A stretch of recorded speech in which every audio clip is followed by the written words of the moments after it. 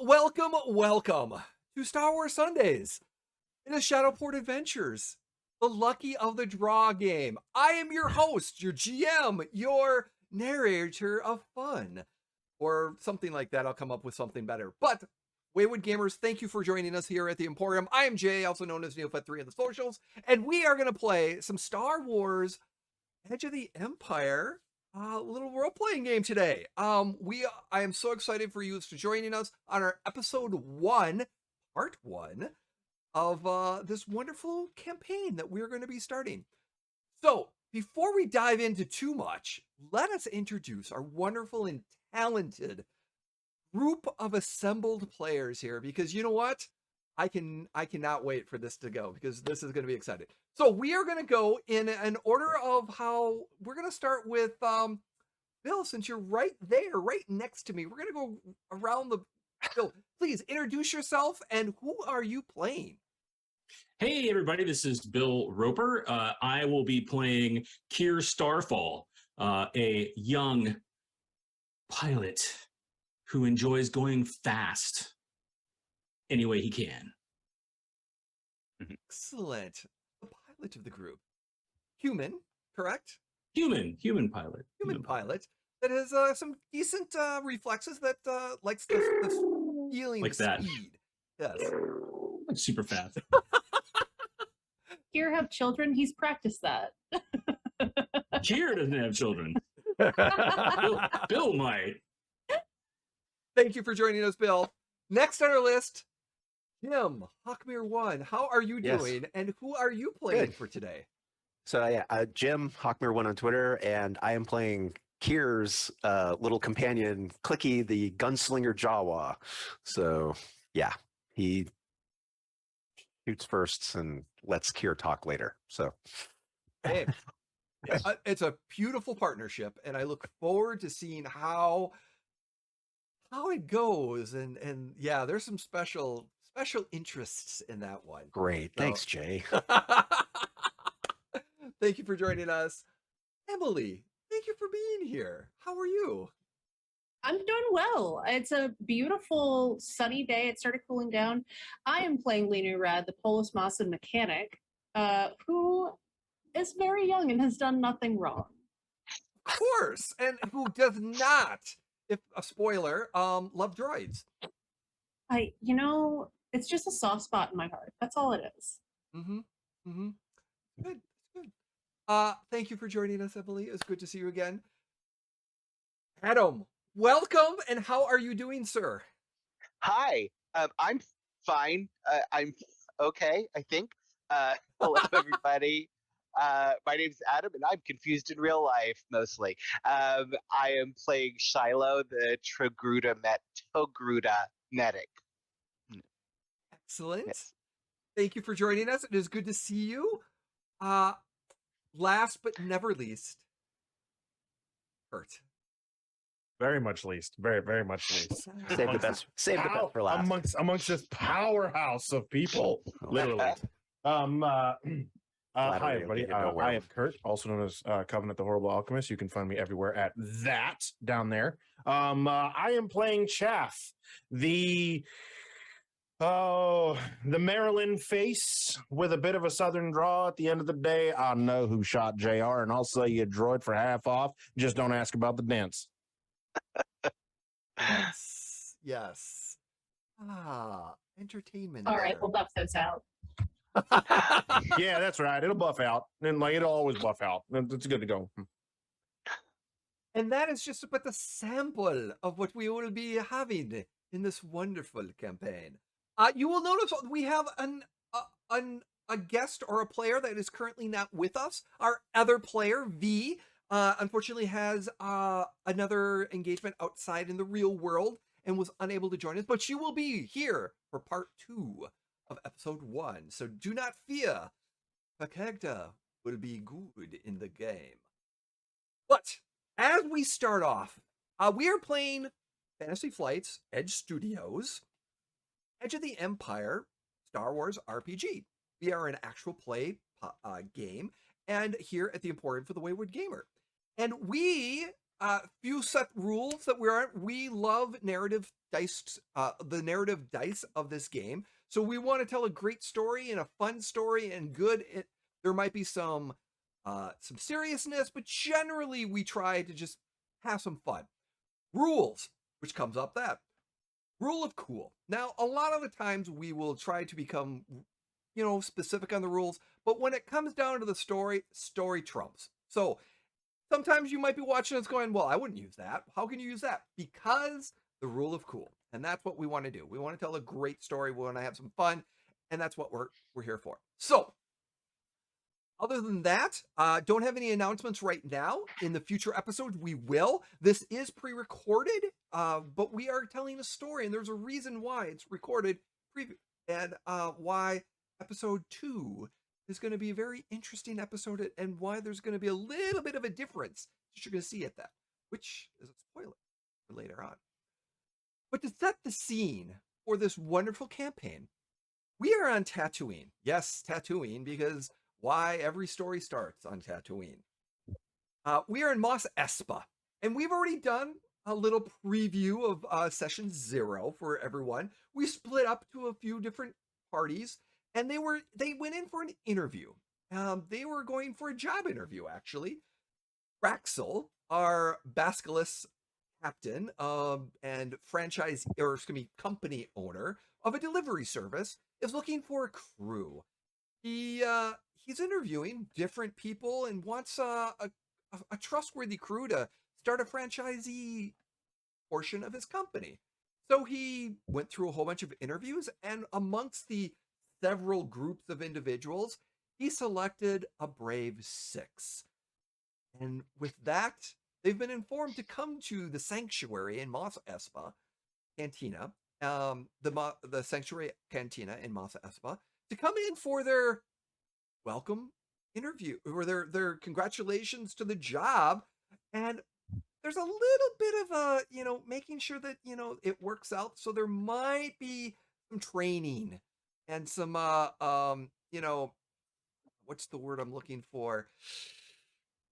On the job training, or on, just to make sure your internship is right. So, but we pick up Trial by fire. Trial by fire, yes. Because unpaid training is illegal in the United States. But not on Tatooine.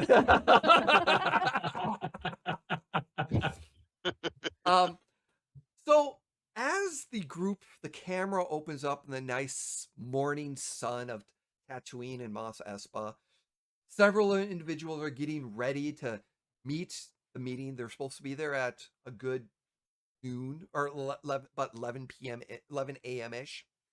And as the groups come in, we have I believe a Jawa and a human walking towards the front doors of the cantina, ready to go in to meet their new crew and start a new prospect of a job. We set the scene as the doors open, as Cure and Clicky stand in front of the doors to the sanctuary. All right, look, just like last time, if we can get free drinks, we got to start off with that, because that was good. I mean, the job is good, but the fact that we got free drinks just for the interview process, I mean, now that we're kind of like hired, this seems like this is a pretty good deal. This job just keeps getting better and better, Clicky.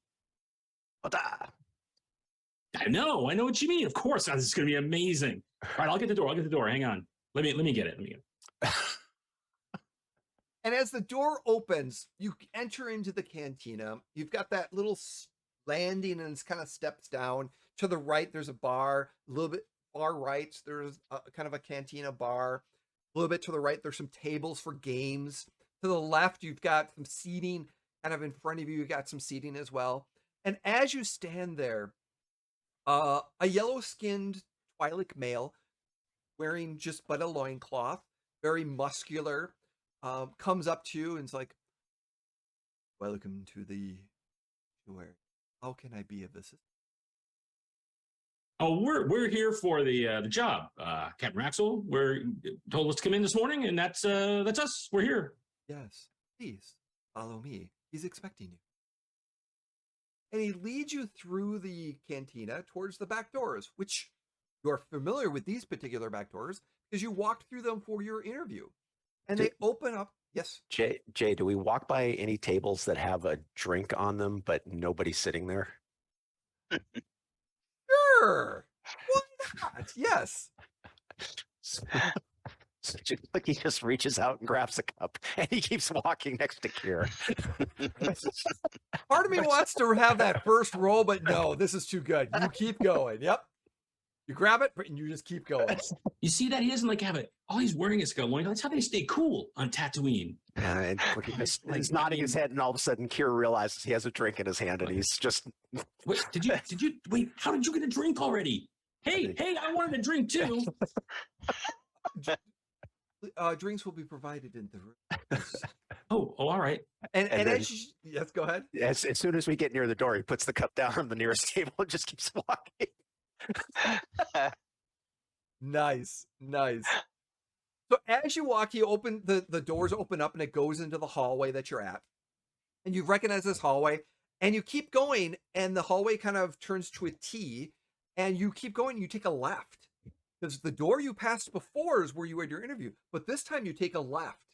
And just as the left, there's another door, and he kind of stops and turns over towards right, and it's like, please. And the door opens, and it kind of is a nice conference room. There's a big table there with some lush chairs, kind of, and it opens up, and you see it's empty, but there's a please have a seat. Refreshments will be coming shortly.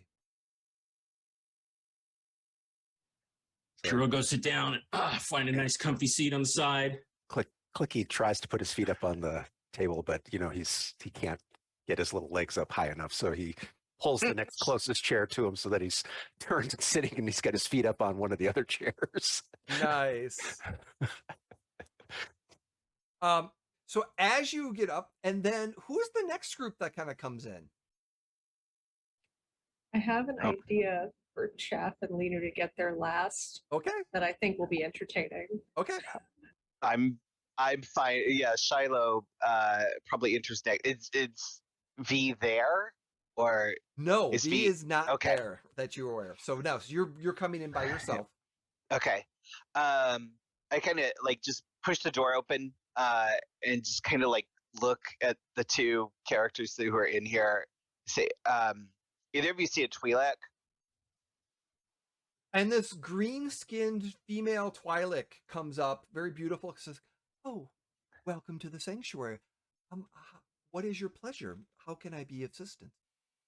A very large bottle of something very expensive, but not you. Did you see?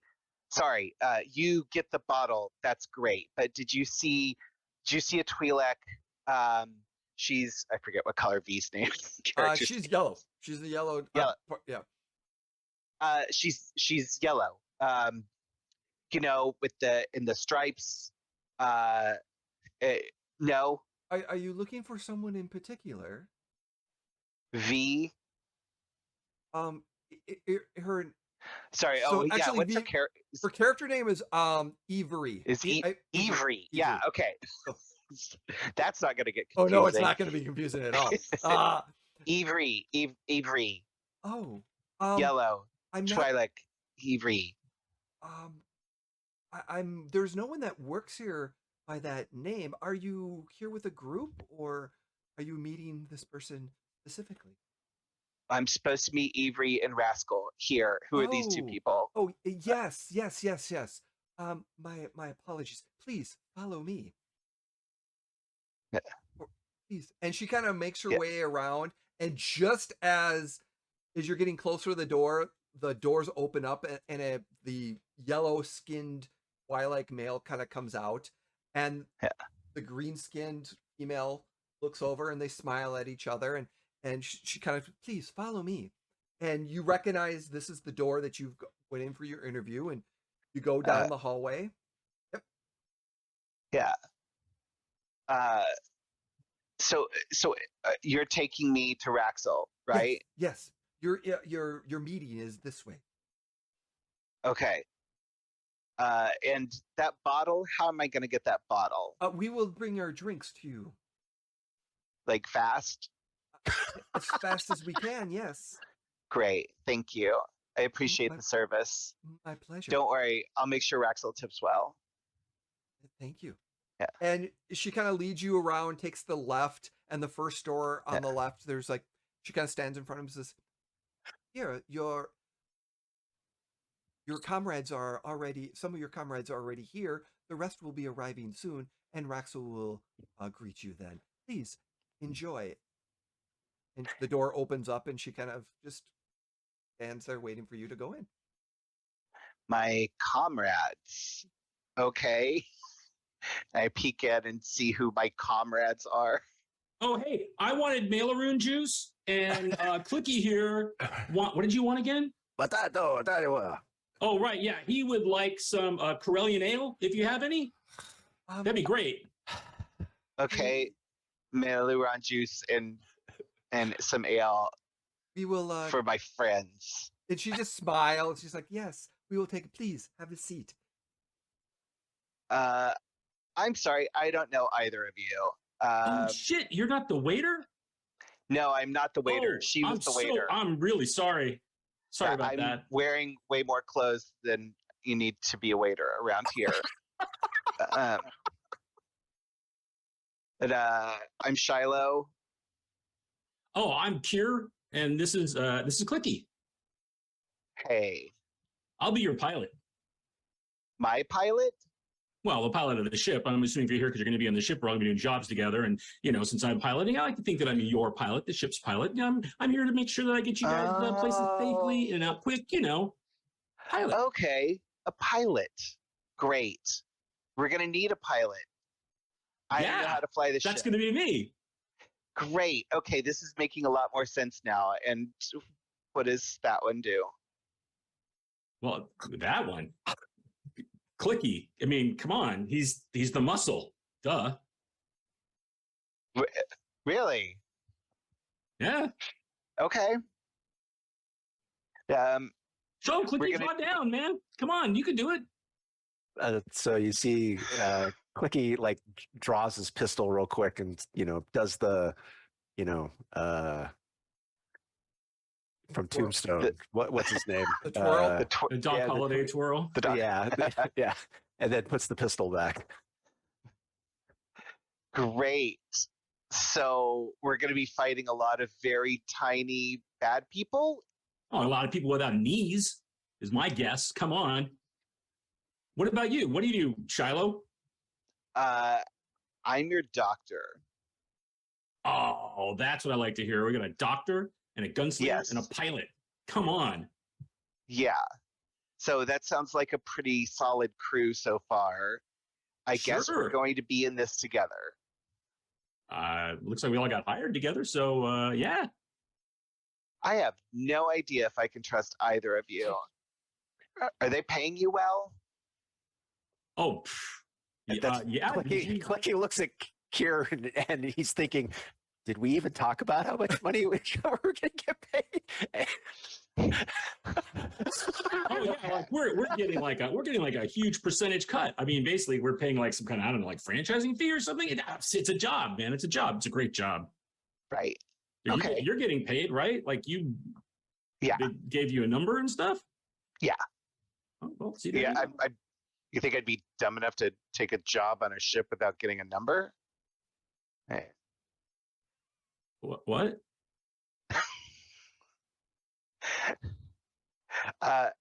Do you think that I would be dumb enough to take a job on a ship without getting a number? Oh, no. Who does that? Come on. Like he just sits there with his hand.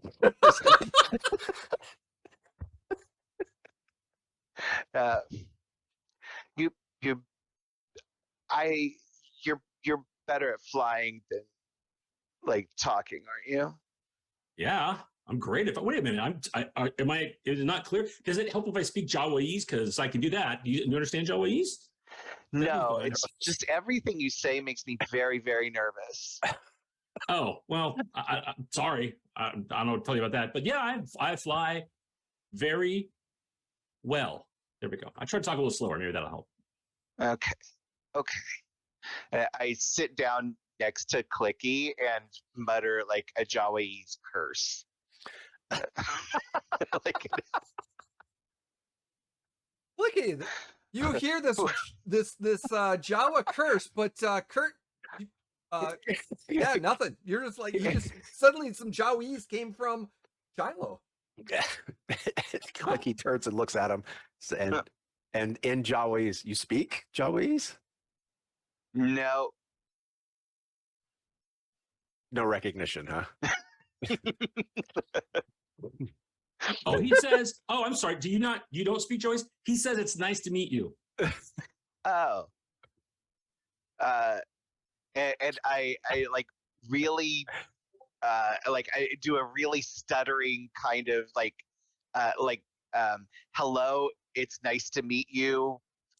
You know, Like when you speak to a deaf person, hello, Right, yeah. it's nice to meet you. it's like it's like when you're talking to somebody and like the only thing you know in their language is how to say hi, how are you, and a curse word that your friend taught you. Like that's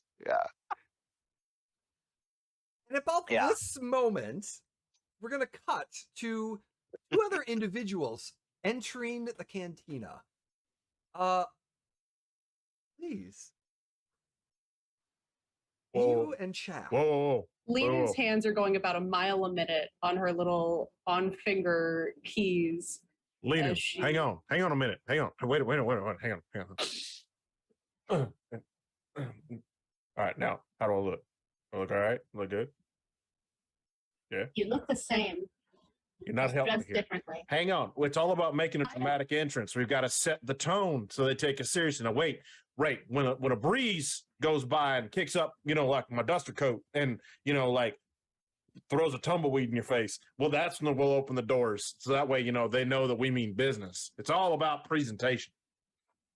I suspect that we could simulate the coat flying up much more quickly, and then we wouldn't have to be late to go to our job.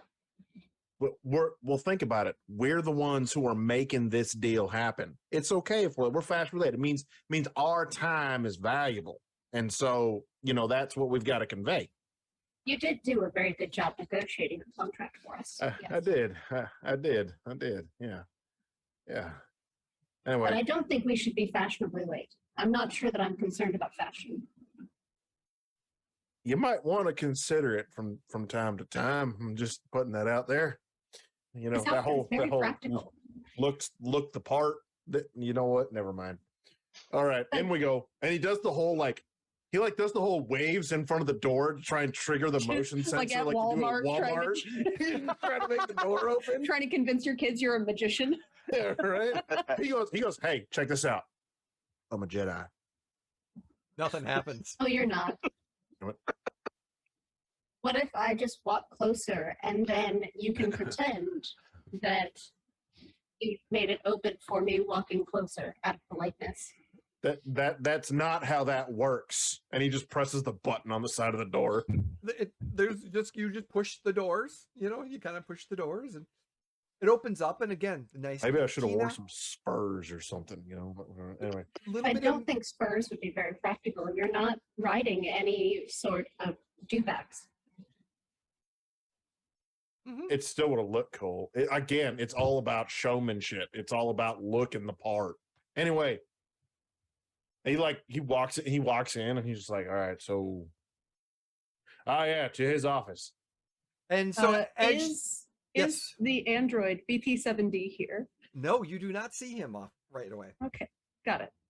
So as a yellow-skinned Twi'lek male comes up to you, loincloth, muscles, and is like, welcome to the sanctuary. Oh, my assistance. What is your pleasure? God damn, you like pushing 250? What are you doing over there, boy? Like, what's your squat? Oh. He needs to squat for us. No, he doesn't need to squat for us. The man's obviously jacked. That's what I'm getting at. I can look up to him. I don't need him to come down to my... We have gambling, we have rooms. Is there something We need to meet Rylax. We're ransom. Raxel, that guy. Yes. Yeah. Your comrades have arrived. Please follow me. We don't have comrades. I believe Raxel said that he was hiring others to work with us.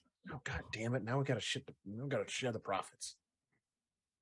Well, fortunately, we The whole pitch negotiated. was you just make more robots and we make more money. We did negotiate for 10% before the profit margin was removed. I mean, that's fair. Maybe we can get them to go up to 12. Perhaps if we perform well in this first task, we can get that. Why you got to be making sense? All right, let's go. Yes. And as you're walking through the cantina, you get to the doors that you came for your interview, and again that hallway. You pass the door where your interview on the right, where your interview is. Come to the T. You take your left. As we enter the door to the room, I will grab Chaff's coat and flip it up to try and make it look like there's a breeze, like what he's going for. Like he instinctively puts his hands on his hips and like strikes a pose, right? Like it's like in those photo shoots where like there's a camera assistant that pulls the dress to make it look like there's a breeze. The three of you in the room sees the door open. This Mary Allen walks in, strikes a pose in his duster kind of fluffs, and then right behind it you see a small Practically dressed. And I forgot your species name. Polsmossen. Right behind, just kind of there. So that's the three of you see. Who does what? Hello. Whoa, our comrades. That's a pretty cool jacket, man. And Kier stands up and he's got like a leather over duster as well. That's like burgundy and black, and it has an integrated vest. And he's like, that's a cool duster. How did you get the back to go up? That was. Well, let's just say I have abilities. He does not have abilities. Damn it, Lilu! What did I tell you? Well, you said that you needed to make a dramatic entrance, so I helped. But they didn't need to know that. Is it not more dramatic to reveal the plot twist? As he walks in. All right, and who's the Jawa? Oh, that's Clicky. I'm Kier. This is Shiloh. Yeah, I don't have to introduce you. Clicky though. Clicky only speaks Jawaese, so but I can translate.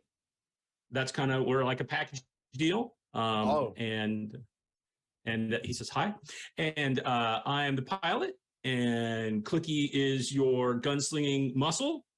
So please respect him and his abilities. And Shiloh's a doctor. He says. Oh, well. Or they say. I don't. Like. I didn't mean to gender anybody. I'm really. I apologize because I'm gonna wait for my melon juice. It's also hard to tell gender apart with Polis Mossens.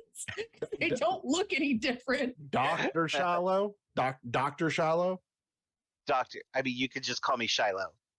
Right, like a medical doctor? Yeah.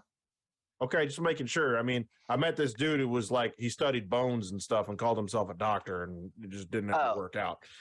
He might have been an anatomist.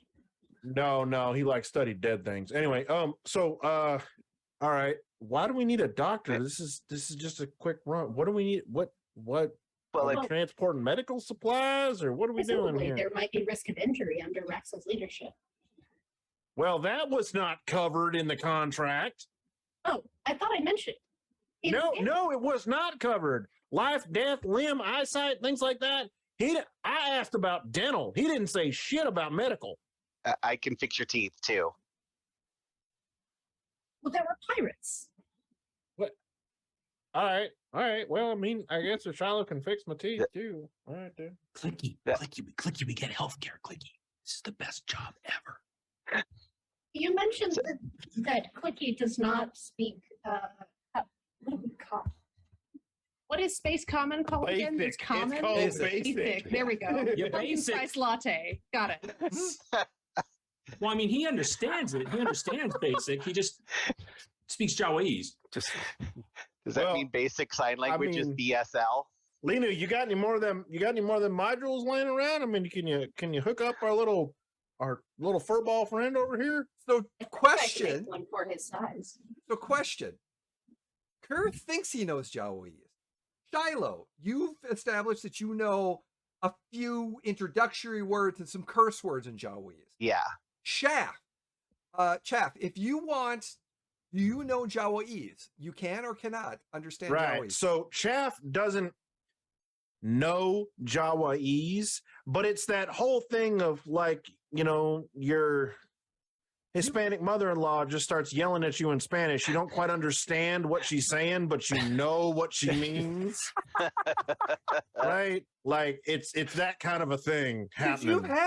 You've had some because of your extensive. Oh yeah. No. your I language- may not get what he's saying, but I mean I know what he's saying. yeah, he probably knows enough to make a deal with a job. Like Yeah, he probably exactly. knows numbers. Yep.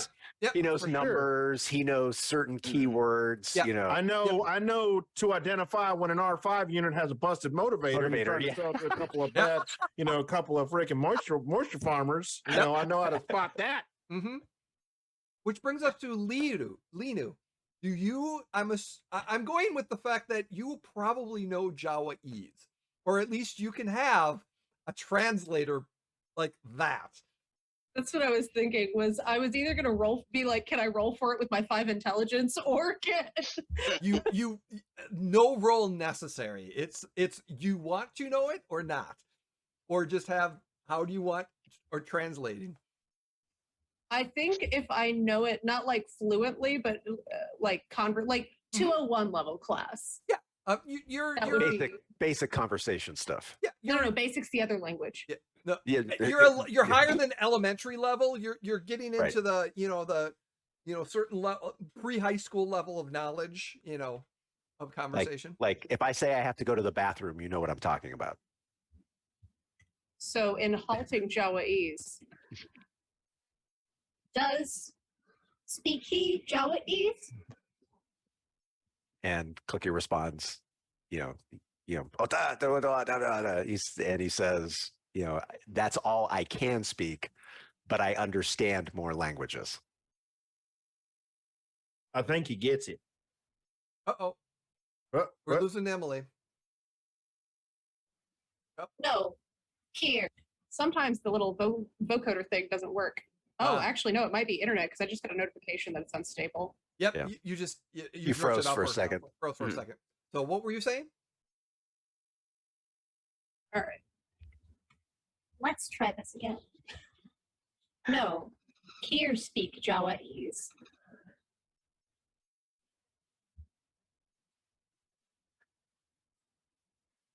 She's asking you if Kier can actually speak Jawaese. Oh.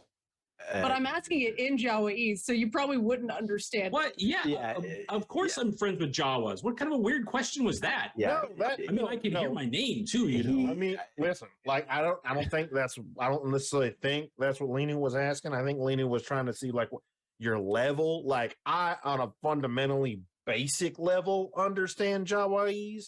Well, Whereas you should like, study more, my friend. It's kind of insulting to not be able to speak Jawaese. Especially if listen, you're I gonna have am not crew. from here. I didn't even know Jawas went into space. I thought it might be too cold. Do we need to get him a sweater or something for when we're out there or what? He's got a big robe on. What are you talking about? And while they're having this conversation, again in halting Jawaese, Do need you translator? No. And Clicky rattles off a bunch of stuff, and basically he's saying he has a special relationship with Kier, and we'll just leave it at that. and then back at basic, I don't think he wants a translator device. All right. Well, does anybody know? Let's just get down to the credits here. All right. Anybody know what we're doing? And with Well- that, the door opens, and the waiters come in carrying this big tray of some food and drinks, sets them down, and right behind them is this big basilisk. Raxel himself kind of comes in. He's like, oh yeah. And he turns back. He's like, okay. And what you can see is BP in the background. He's like, thanks. Turns it. Welcome, my friends. Yes. Welcome. You've all made it in here. Very good. It's good to see you. It's so good. Please enjoy their drinks. We'll get started with the meeting momentarily. So welcome, welcome, welcome. And he kind of moves around to the table and kind of takes a hand out to Shaft, do a shake your hand, like, good to see you. Yeah, but yeah, how you doing? Oh, very good. Shiloh, yes, very good to see you too. Well, I'm so glad you can be here. Clicky, Yeah. Clicky, very good. Cut. Yeah, I'm glad. Lino, you've all been getting to talk and get to know each other. This is excellent. Very, very good. We're really close friends now, I would say. What was your name again? Say to Linu. Linu, I'm a mechanic. I forgot to introduce myself in the moment. It's okay. No worries. As he kind of sits down, and the thing that you notice about Raxel again is that, so Raxel is, like I said, he's a four-armed, kind of the beak, kind of nose ridge kind of comes down a little bit. Smiles. He's wearing your typical jacket, forearm jacket, similar to a captain's jacket in a way. Some nice, just basic shirt. He's got a holster on, but there's no blaster in his holster. He's about mid-aged, probably like 50s or so comparatively. The other thing is that in he's got the forearms. You notice that his lower left arm is mechanical from the from his elbow forearm down. It's a mechanical arm. And instead of organic. So something happened to that particular arm. And then his right lower arm at the wrist, he has a mechanical hand. As if something got cut off his hand and he got a replacement hand in there. So he's partially mechanical when it comes to the arms and things of that nature. But like I said, he's very pretty much the side comment there, possibly. Little hooks, two hooks. That might have been his nickname. But anyways, so he comes in, he kind of sits down. I'm so glad you all, first of all, congratulations. You have passed the interview process and have moved on to the next stage. I'm so glad that you have accepted to become part of the crew of this new endeavor. So, as you know, I have recently become in charge, or recently gained, a delivery company, so to speak. And I'm looking for crew to start off a franchisee of this particular company. Now, my company is named Planet, not Planet. It's, what was it called? Nebula Express. But I'm looking at maybe changing it to Posek Express or something Posex. You know, so, the name is still fluid. But don't worry, by the time you get your ship and everything else, we'll have it nailed down. But no worries. But today is introduction day. Today is orientation day. And we're going to lay out your training program as well as your probationary period, so to speak. Because I need to make sure that you're trustworthy, that you can work together and have fun. Now, most of you may not know, we are missing one particular crew. Her name is Everty. She is a Twi'lek. There it is. She is a wonderful Twi'lek. She is helping out on a previous job. She's securing your first probationary training job. There are going to be 2 jobs that you need to complete. And then once you've completed these jobs and passed the conduct or assessment review, then we'll offer you the full franchisee's commission, in which you will be getting ships and contracts for your delivery jobs. Mr. Ratzel, sir, did you send us a copy of the written contract as requested? Yes. You should have gotten it. Did you get it? No, we did not. He pulls out a data pad. He puts it up and he puts it down and he basically puts it in front of Linu and pass it around. Take a look at the contract and by all means, you'll be able to sign it. And if you need to look over it, you need to sign it by the end of your secondary training mission. Once you are given the full licensing, it all the fact.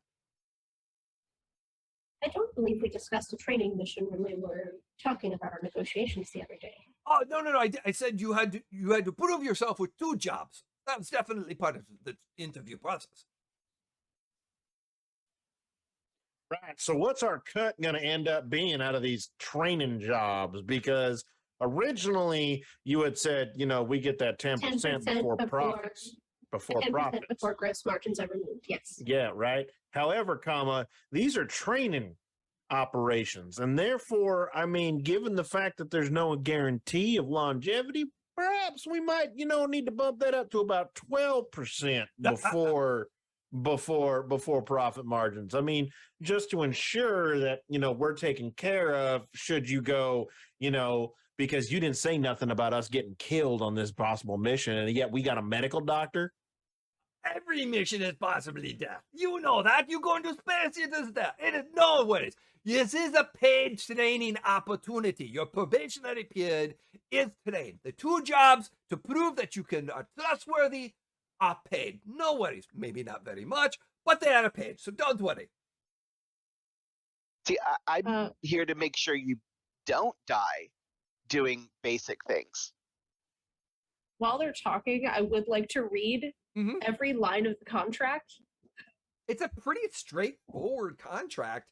Is that, basically you are, once you've passed the probationary period, the contract is for franchisees portion of the name of the company. And the name is actually, insert name. And it currently says Nebula Express, but with parentheses, name can be changed soon. But basically you will, in this process, once the probationary period has been, the 2 probationary training missions have been completed, you will be offered franchisees. With that, you will be given a ship for deliveries. Condition of shipped is TBA. TBD. TBD. Yes, TBD. You will be given you will be autonomous on your independence of whatever deliveries you would like to do. You will be offered delivery at times within those particular jobs. Some of them you can refuse, but some of them are preferred priorities and would like you to deliver them. But basically you make your money and he will send you contracts to be able to deliver upon you. You can also be individual and get your own deliveries going on. With that being said, you are the cut for the franchisee's name is 10% of whatever profits you make after a year. Hey, Kurt, your character is rather fanciful dressed, right? You kind of look he knows his way around a trade deal or 2. Okay, and I believe you do have a gun. I do. And it's rather fancy looking. It is. Okay, so it is indeed. Clicky leans over to Kier and pointing at Kurt and he's basically saying, and Emily may understand what he's saying. He looks like he knows what he's talking about when it comes to fighting, but I don't think he can. You're mute. All right. Oh yeah, no, I totally agree with you, Clicky. Yeah, no, absolutely. Oh yeah, his is like as far as like spacefaring goes, he's got the Star Wars equivalent of the Kimber Custom Special with the hair trigger and the laser sight and the extra long unnecessary scope with the extended magazine that's like got all the bells and whistles you'd expect from a weapon of that particular caliber, though like He's never fired it. it's never fired it once. Like not once. Mr. Axel, this says 10% of whatever profits we receive after a year. How will we be paid in the meantime? Well, you do your jobs, you get paid for whatever delivery jobs you do. You just need to set aside 10%, record what you made, and then we will be exchanging the money at that time. Are you saying we got to do our own accounting? Well, yes. I can do math quite well. Let him cover the expense of the accountant. You can. I've got a computer program that you'll be able to put it in. No worries. Just data, name, and basic information. No problem. The ship condition. Can we be guaranteed some level of functionality, even if we have to make a few repairs? Oh, that's a good question. I like that question. Yeah, what's this ship like? You're going to get a choice. So I've got several ships in my hangar, so to speak. Several different ones that you can choose from. Some of them are at different levels of functionality, but I can guarantee all of them should be able to fly. I vote Linu picks the ship. I vote the pilot picks the ship because that way he knows what to fly. As long as it's not one of those white tees, those are pieces of junk. I don't want to ride those. Those are anything but one of those. I do have a YT, but like I said, I've got a few others. I got several in my how shall I put it? My hangar, my garage, my arsenal of ships, but various degrees of condition.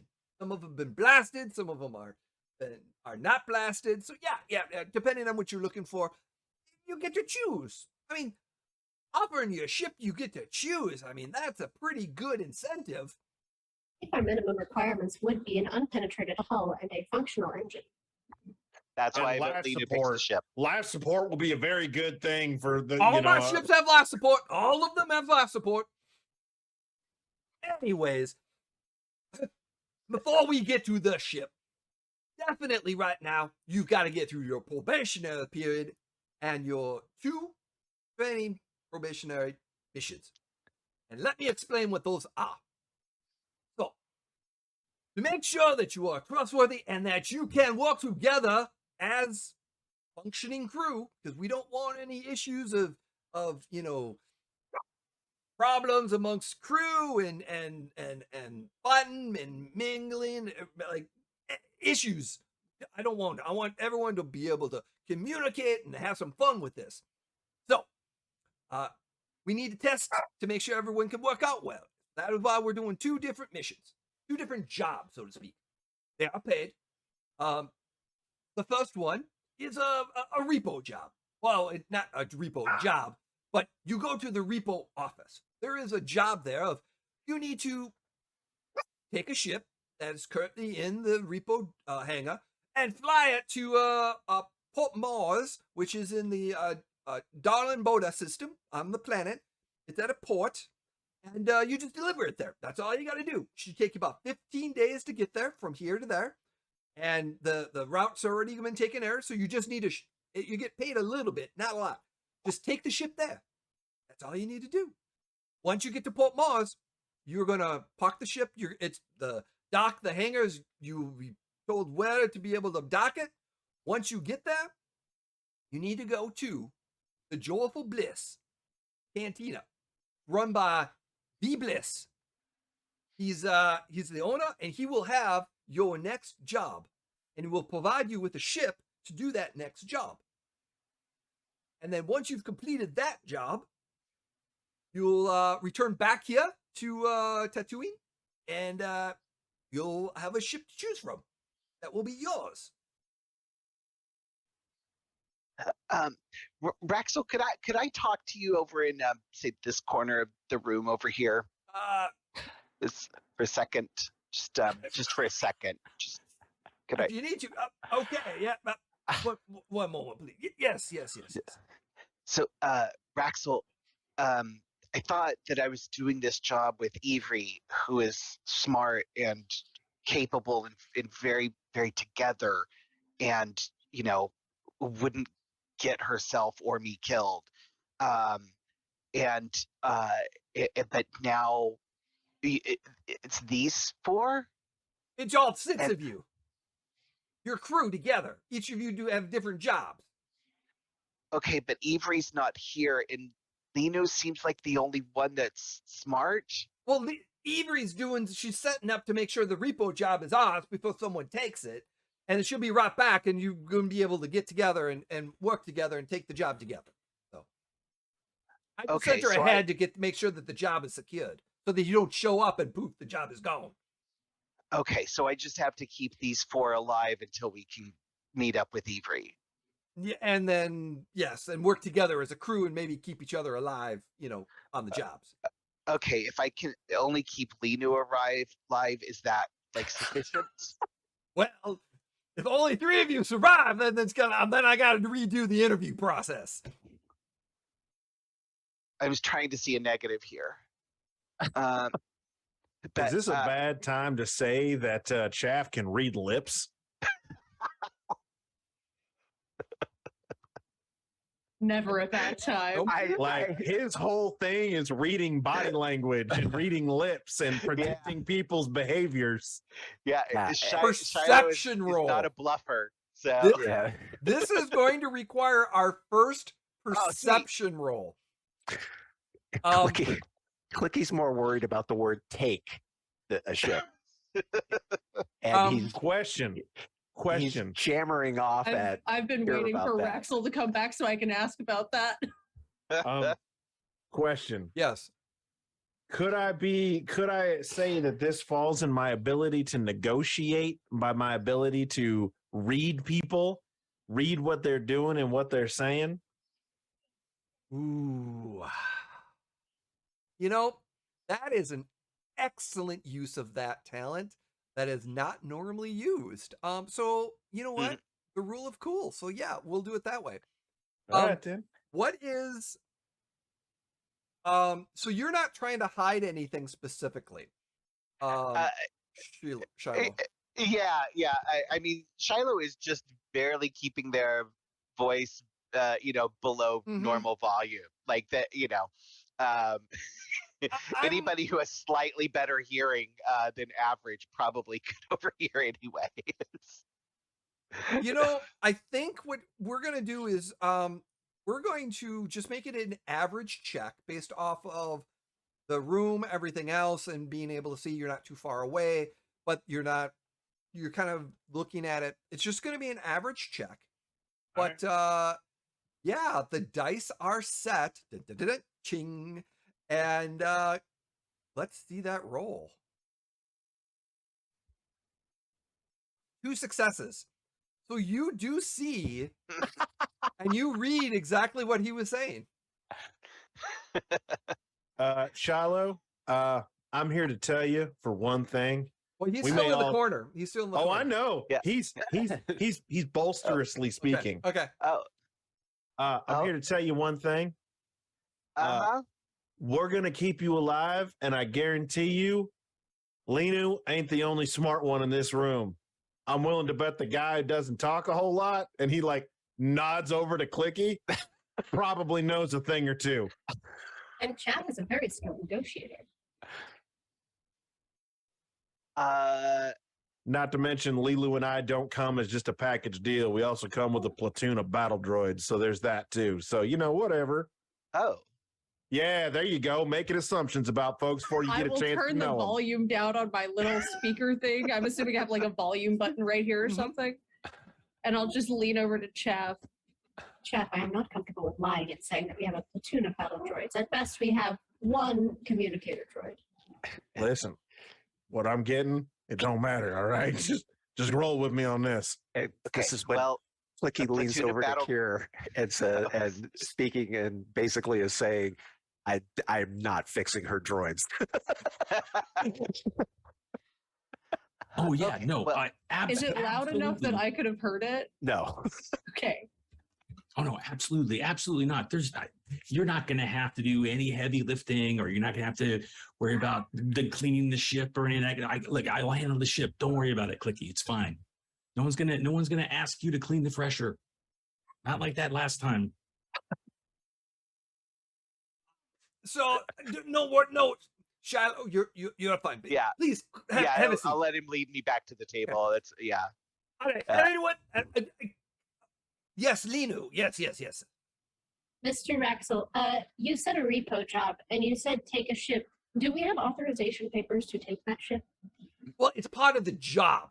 So you are going to the repo shop, which currently has a ship that's been repoed, and I needs need to a be yes or a no. and you're returning that ship. You're getting authorization to take that ship.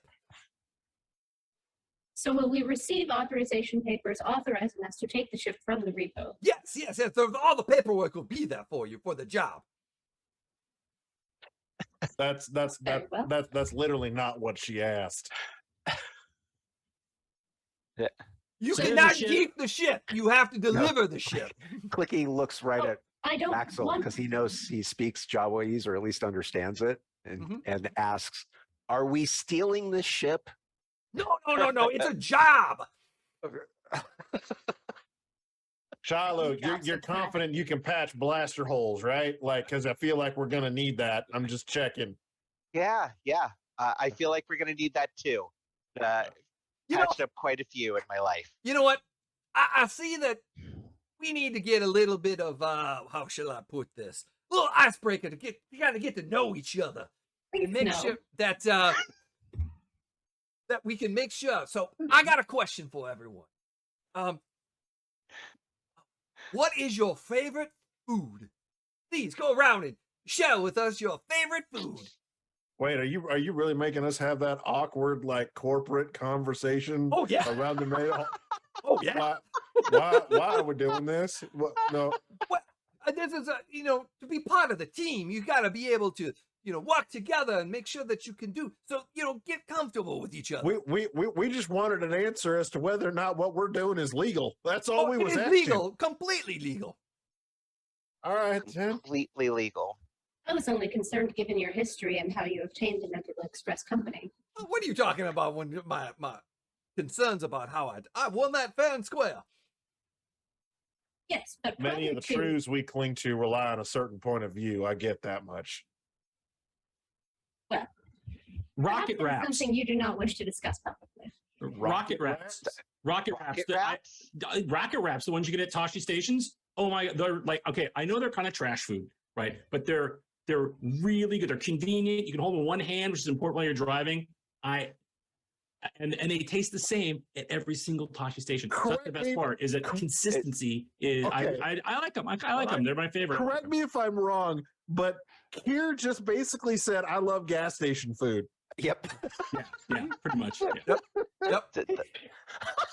Oh my god! Okay. Those are the ones with the He rock likes wrap hot meat? pockets. Yeah, that's right, Shadow. Those are them. That's exactly 100%. Yeah. They're the best. You eat them on purpose? It's not like it accidentally fell into my mouth and was delicious. Yes, of course it was on purpose. Okay, all right. I pull out a little pad device and make a note to get extra indigestive medication for the trip. Clicky, how about you? Clicky says, obviously in Joey's, that he likes roasted monkey lizard. Tasty. Yep. Linu, do I don't mean to offend if you don't eat, but and how you do eat. So, what is your favorite substance to intake? I don't really have a preferred food, but if I could, I would like to just be fed a flavorless nutrient base. Ideally, it's very practical, efficient way to receive nutrients and survive She food. really knows how to live. Yeah, she really knows how to enhance their flavor palette.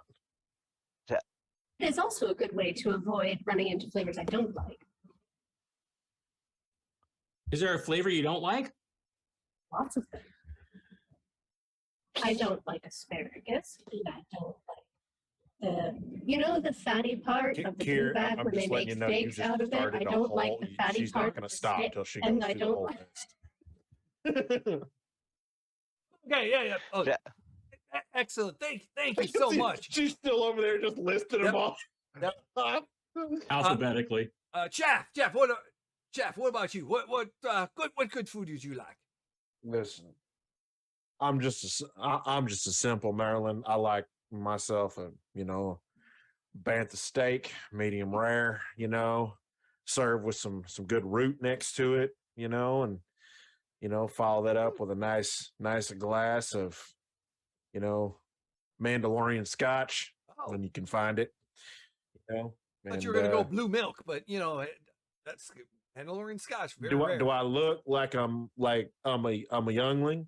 No, sir. I know what I like. I like a grown person's meal. I eat with my Plenty of hands. adults who like cultured blue milk as a yogurt. Did you just like walk out of a Bojo Brankham novel? Possibly. And you eat with your hands? You should use like utensils, unless it's a rocket wrap, which is designed to eat with your hand, which is why they are amazing. Lots of cultures have eaten with their hands for centuries. There's nothing wrong with eating it with your hands. So long as they're Naimoidian clean. kelp balls. But like, That's mine. Naimoidian kelp balls ooh. Very good. Yeah. with the punza sauce. Spicy. I like it. Now, do you eat those with your hands? Like, do you dip those? Oh, How do yeah. you- Oh, Yeah, okay. no, you Well, see, dip- that makes sense. yeah. A steak, though, like a bantha steak with your hands seems weird to me, but I am not cultured, obviously, like Jeff. I am not Obviously, cultured. Just obviously, like Jeff. just precious. Just absolutely precious. We have a saying where I'm from with Do you individuals like here. Yeah. Yeah. Bless him, he tries. Bless his heart. Bless his heart. Oh, that's really nice. Thanks. I appreciate that. Anytime, buddy. Anytime. I Let's appreciate just that. you can get the hyperdrive going, right? I'm just verifying that. Yeah. Okay, just checking. Don't worry about it. Keep this man While, on rocket while rafts. this is going on, Licky kind of moves closer to Chaff and starts speaking to him and asks, and pointing at his blaster if he can. Basically, he's trying to get he wants to take a look at your blaster. No, it is not for sale. But you gotta, and he does he pulls out and he does.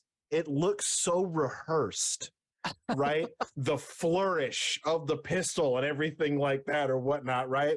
Like you can tell he practiced this in a mirror, right? And Multiple times. multiple times, and then he's just like, "Here you go, little man." All right, Clicky starts taking it apart. No, don't do that. Oh, Clicky, I don't. No. No, He's trying to Lenu's figure the out only if one who he's handles actually that gun. fired I'll it or say not. that in Jawa. I'll just start saying no in Jawaiese, just repeatedly, just no, no, no. Yeah, I know. He knows. He knows. No, You know you what he's don't doing. understand. No one touches my tech but Lenu. She gets very protective of that shit. She'll Clicky, murder you in your sleep. Clicky, no. Clicky, no. Hand me gun. And so whatever pieces he has, he slides them across the table to her. You're not so far. You only were able to get like one piece in this Oh, okay. time. Yeah, so you were able Okay. to completely dismantle it in this period of time. But you were Wow. able to open it up and you were able to You're get so what like sure? Did I ever tell you the story about my dad and and my first Lenu- handgun? Oh no. So quick side note for chat. So my dad was in the Marine Corps for 20 years, and my mom was not a fan of having guns in the house. So after I moved out, I had always wanted to purchase one, so I purchased a government model 1911. So after the waiting period, got the gun, went over to my parents' house to show it to my dad. He was literally sitting in his easy chair watching TV, and I put the box in front of him. turned to say something to my mom, turned back, and he had field stripped the gun in a matter of 15 seconds. That And is I looked at- specialized skill. And I looked at him and I said, I haven't even put a round through it yet. And his exact words were, I just wanted to see if I could still do it. Though also a very important part of gun safety is knowing how to take apart and put back together your gun.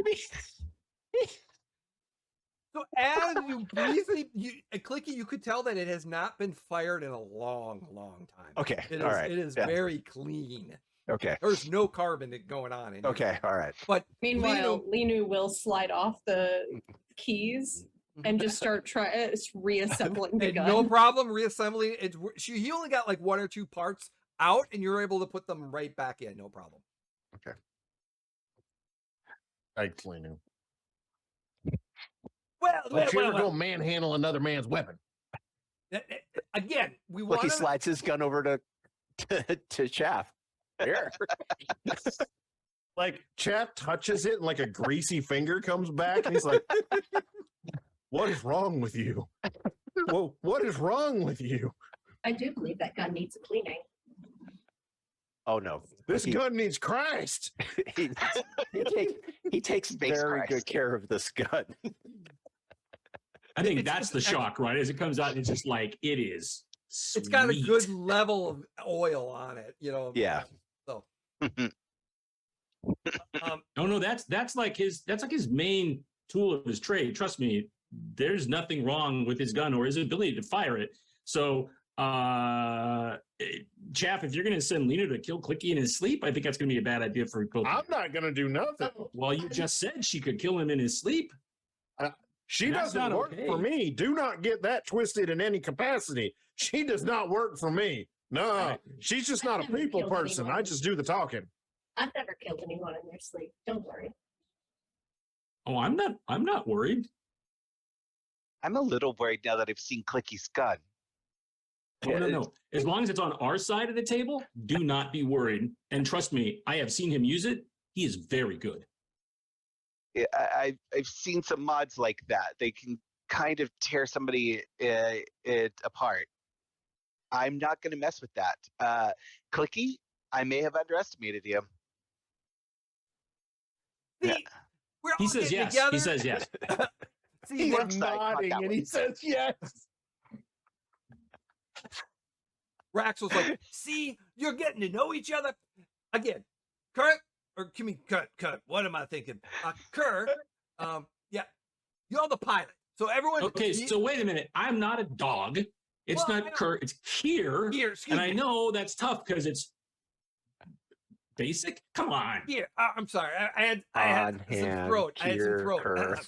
Kurt, here. So you've the skill of the pilot. You've been hired to be in the pilot. Blinky is the muscle. Lino is our resident mechanic and maintenance person of the ship. Shaft, you are going to be making the deals as well, and your not extensive knowledge and contacts amongst the stars. Shiloh, you definitely medic as well as secondary systems on your talents. And Ivory is going to be an additional contact person and all-around side muscle. Right. Questions? Yeah. So I have one Yeah. one question. Yeah. Mhm. What we did not hear what your favorite food was. Maryland fruits. The fruits, the Maryland fruits. Yeah, those Maryland fruits. I love That's Maryland fruits. my favorite drink is Maryland juice. See, I knew there was a connection. Yeah, Captain Raxel. it was on your application, so I knew I liked you for that too. I know so- there wasn't a spot for it, but I added it for some reason. Oh, yeah, I like that. I did not remember there being a favorite drink, so that's reassuring. In the margin, I like wasn't. sometimes a little personal note, little touch like that can make all the difference, and needed the job. My greatest weakness is that I'm brutally honest. Wow, that's that sounds like it's pretty. That's a great weakness. Jeff told me it was important to mention in job interviews. Chaff told you to mention your greatest weakness in job interviews. I am told that employers want to know it. That's not really what I said. That's just how she took it. Gotcha. Yeah, it's like that whole thing of like my greatest weakness is I'm always 15 minutes early to my shift. Like, you don't need to tell them that. That's a weird weakness. It's not Chaff's weakness. What is Chaff's weakness? What's your greatest weakness, Chaff? Yeah, Chaff. What's your greatest weakness? No, we're not doing this. We're not doing this. No, we're not. He takes off. Takes off his duster. He takes off his duster. He's literally wearing another short jacket, like that's the waistline underneath it, and he throws the duster. Are we gonna go get this goddamn ship or what? We'll make it sure that any other question, we gotta get introductions, icebreakers. You gotta coalesce as a crew because it's important that you're going to be flying together and you work together on these 2 jobs. And then once you get those jobs, you'll be fucking like no problem together. But any other questions? Oh yeah, some more's coming in. Don't worry. Yeah. So, yeah, I do actually have another particular question. Yes. Yeah. What is this ship you are having us quote unquote legally obtain? Well, do you want it surprised or do you want some information on it? No information, because surprises generally get people killed. Okay. Well, and he kind of takes the data pad, he puts it and kind of slides it over to you. Well, all I can tell you is that the more important details, your mission briefings are on the data pad of the 2 jobs that you have. You'll be getting some more specific information from Bob at the repo shop. Sheila's going to give you a itinerary and all the fees and information on everything's been paid for. You just need to fly the ship. All that information on ports and everything else, how you're going to get there, and she'll have it explaining. But yeah, you're taking the ship that you're going to be doing is the a Budo class yacht. From here to luxury lot. Yeah, you're taking the luxury yacht from here to Port Morris.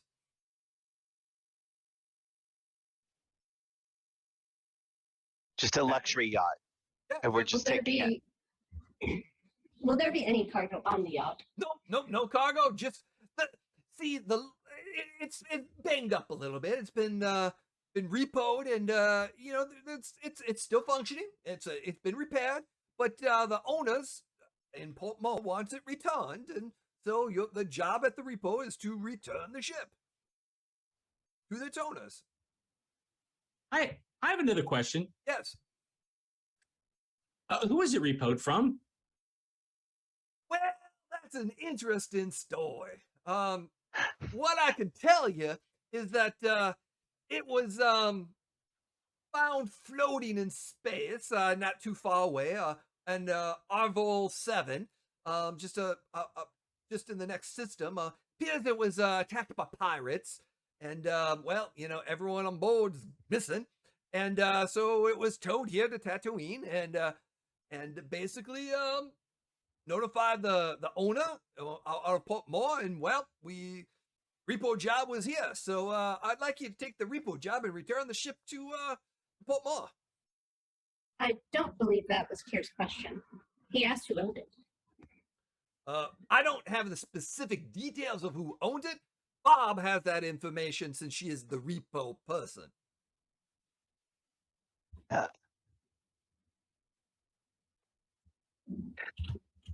So I guess we'll ask Bob. Barb. Yeah, Bob. Barb. Yeah, Bob. Yep. She's a good woman. She's a good woman. I feel like I should be prepared for something. Oh no. She could keep you on your toes. She is not the type of person to mess with. I can guarantee you on that one. She's a straight shooter, and she will tell you what. Yep, that's all I gotta say on that one. I feel like you wanted to tell us more, but are neglecting not to. Well, not necessarily on that. So, I mean, she's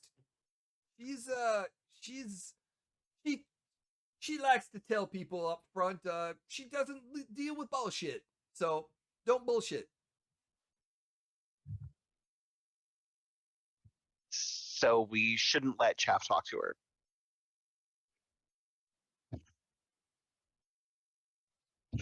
As of now, Chaff has given me zero bullshit. I will have you again- know, sir, I don't think we've encountered any bulls. that I do not spew, as you put it, bullshit. Now, my words have been known to cut the ears off a gun dart from time to time, so I have don't make never me seen turn them that. on you. No. Remember, you are working together, and you need to be a crew together. We got to work together and be able to make sure everyone's good. So make sure, like I said, your tests is this first mission, and then the second test, at the Joyful Bliss, Cantina. You'll meet Bliss, and he will give you your next mission, and it is similar to the Carillion Shuffle. I can guarantee you about that. So a little job to kind of drop some stuff off on see how good you are with that.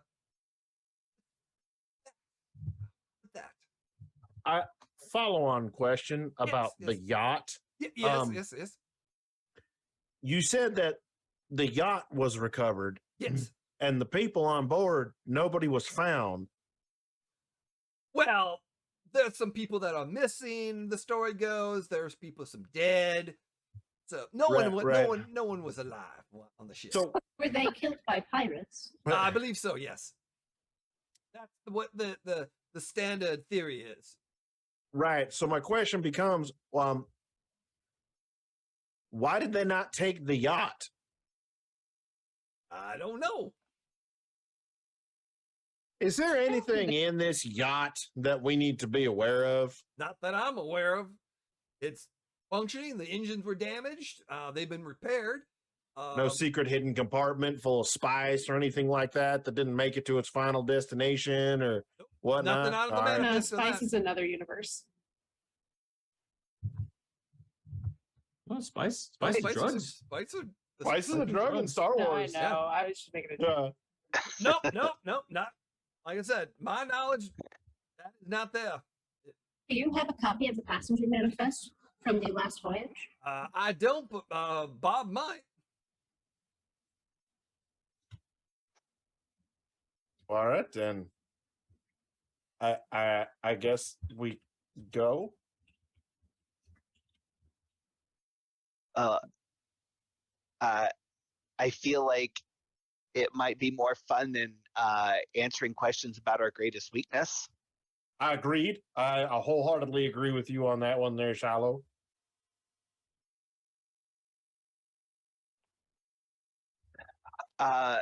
Raxel, Yes. it's been great. It's do you need us for more here? No, I think you. I'm confident. I feel like I've put together a good crew. I think you should be able to work together very well. I'm excited to see the potential here and what you can accomplish. So I'm good here. But I wish you the best of luck, the best of endeavors, and I look forward to seeing you complete your probationary period. Clicky pushes himself away from the table, gives a quick wave, looks at Kier, points at the door, and starts walking towards it. Or a sub-luxury lot. Let's go. This is going to be great. All right, I'm gonna Axel. Well, follow them out. And Avery will be meeting you there, so she's got the information. She set it up, but meet her there. Shiloh, you know who you met her, so you know who you're. Yeah. Yep. And so, don't worry, she's your sixth crew member, and I wish the best of luck to everyone. all right then. Is BP still in the room? Nope. BP-7D? He never came into the room. He was outside. Aw. So. Oh, I thought you said he came in. No, he was standing outside at the time. So. Oh, was he still standing outside? No, he's doing something. So when you leave, you might be able to see him. Okay. But as the door opens, Raxel gives you the data pad for some information on the contract and the 2 potential job missions and all the information that you need. Go to the Barb's Repo shop to take the first job. Take the ships to Port Moors and Darlin Boda at the Shadowport. And there you have the information. You're supposed to meet the Bliss at the Joyful Bliss Cantina, and he will provide you with the next mission or next job that you will be able to get, and which a ship will be provided for you to be able to do this next job. And then you return to Port Moors, and based on how well everything goes, there will be an evaluation, and yeah, that's the stuff. So as you she's like again, says again, good luck. I'm rooting for you. And you exit out the door, and you go to your right in the hallway, and you get out into the cantina, and you're making your way through the cantina. And anything you're doing on the way out, Lino, you will see BP over in the corner and by one of the bars. Does he look like he's working? Kinda, but not really. He's just kind of standing there. I'll just wave.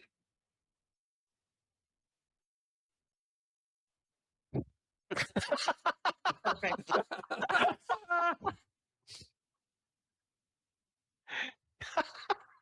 I still think we should have convinced him to come with us. I don't believe he wanted to leave his gainful employment to travel. He's a droid. He doesn't need employment. He just exists.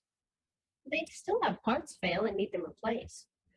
It's quite a terrifying existence if you think about it, really, is that you might live forever unless you fall into obsolescence, at which point you might be in the vast abyss of time until someone repairs your circuits. I understood every one of those words individually, but putting them all together like that, nothing. Essentially, you might not exist for a very long time and then come back to existence, having no knowledge of what's happened over the time that you haven't been existing. That sounds very existentialism. Let's go make some money. And I make sure I walk close to Linu because she's the only one that I feel like I'm going to be able to talk to this time. She's also, ironically, the weakest physically of the group. So as you're making your way, you enter the hot sun and dust as you get to the streets of Tatooine on Mos Eisley, or excuse me, Mos Espa. The wind and the heat hits you. You get drained a little bit at that point, and you're starting to, as you're making your way, and based off the information you're given, where Barb's Repo shop is. It's probably maybe a 15-minute walk outside to a certain location within Mos Espa. And as you're making your way, it's Mos Espa. You've got your people walking around. You've got bounty hunters. You've got your townspeople. You've got working. You've got your water sellers that come up to you like water, credits for water, in the hot blistering sun from private import. Are any of those water sellers kids? I know there's an older woman and there's I would say a middle-aged man. Okay. So. Well, then never mind. And as you make your way, you see a little ways away, there's a sign that says Barb's Repo, and it's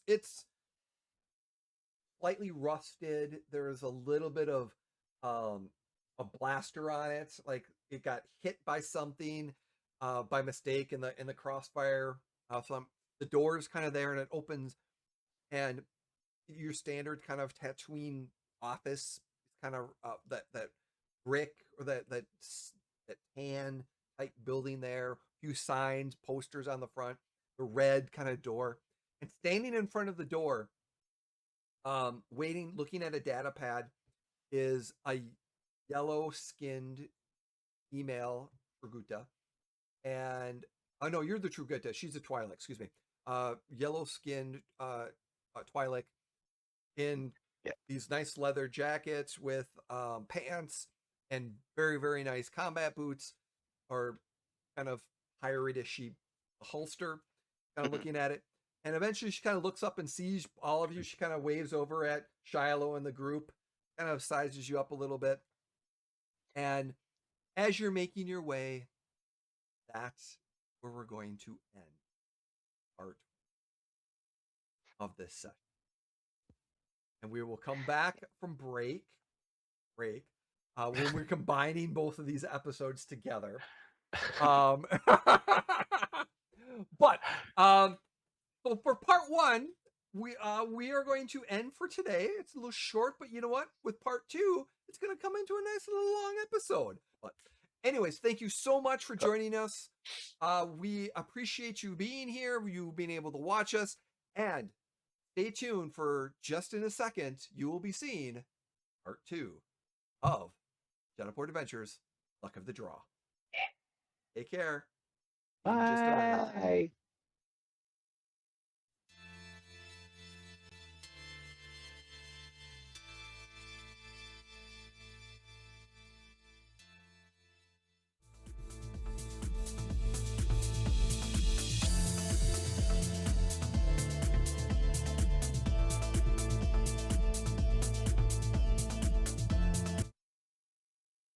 Hello, everyone, and welcome back. We are now in episode 1, part 2. Part 2. I'm your host. 1.5. 1.5. You know, we this is actually amalgamish. For those who are just joining us, hello. Welcome, Wayward Gamers, to the Emporium. I am Jay, also known as Neofed3, your host, your GM of fun and destruction, that some people call me. But you know what? Enough about me. We're doing a quick round of reintroductions of everyone so that people know who we're watching, and because we've got another friendly face that just joined us back. So, we're going to go around. Bill, who are you and who are you playing? Hey, everybody. I'm Bill Roper, and I'll be playing Kier Starfall, your human pilot. Excellent. Welcome back. Jim, Hawkmere1, how are you doing? Good. So I'm Jim, Hawkmere1 on Twitter, and I'm playing the group muscle, Clicky, the Jawa gunslinger. Yes, the muscle of the group. Because there was a comment, and by God, it's going to happen, of that encounter. Someone calling the muscle over. Yep. Thank you, Jim. Emily, welcome. Hi, I'm Emily. I am playing. Are we giving our archetypes? I'm playing the brain of the group, Linu, Yeah. who is a Polis Moslin. Polis Moslin, who has an extreme good intelligence and the mechanic of the. But no social skills. Don't ask her to lie. Hey, that one day might happen, so that's going to be entertaining to say the least. Thank you for joining us. I just like the fact that Emily said the brain of the group, and the look on Kurt's face was like.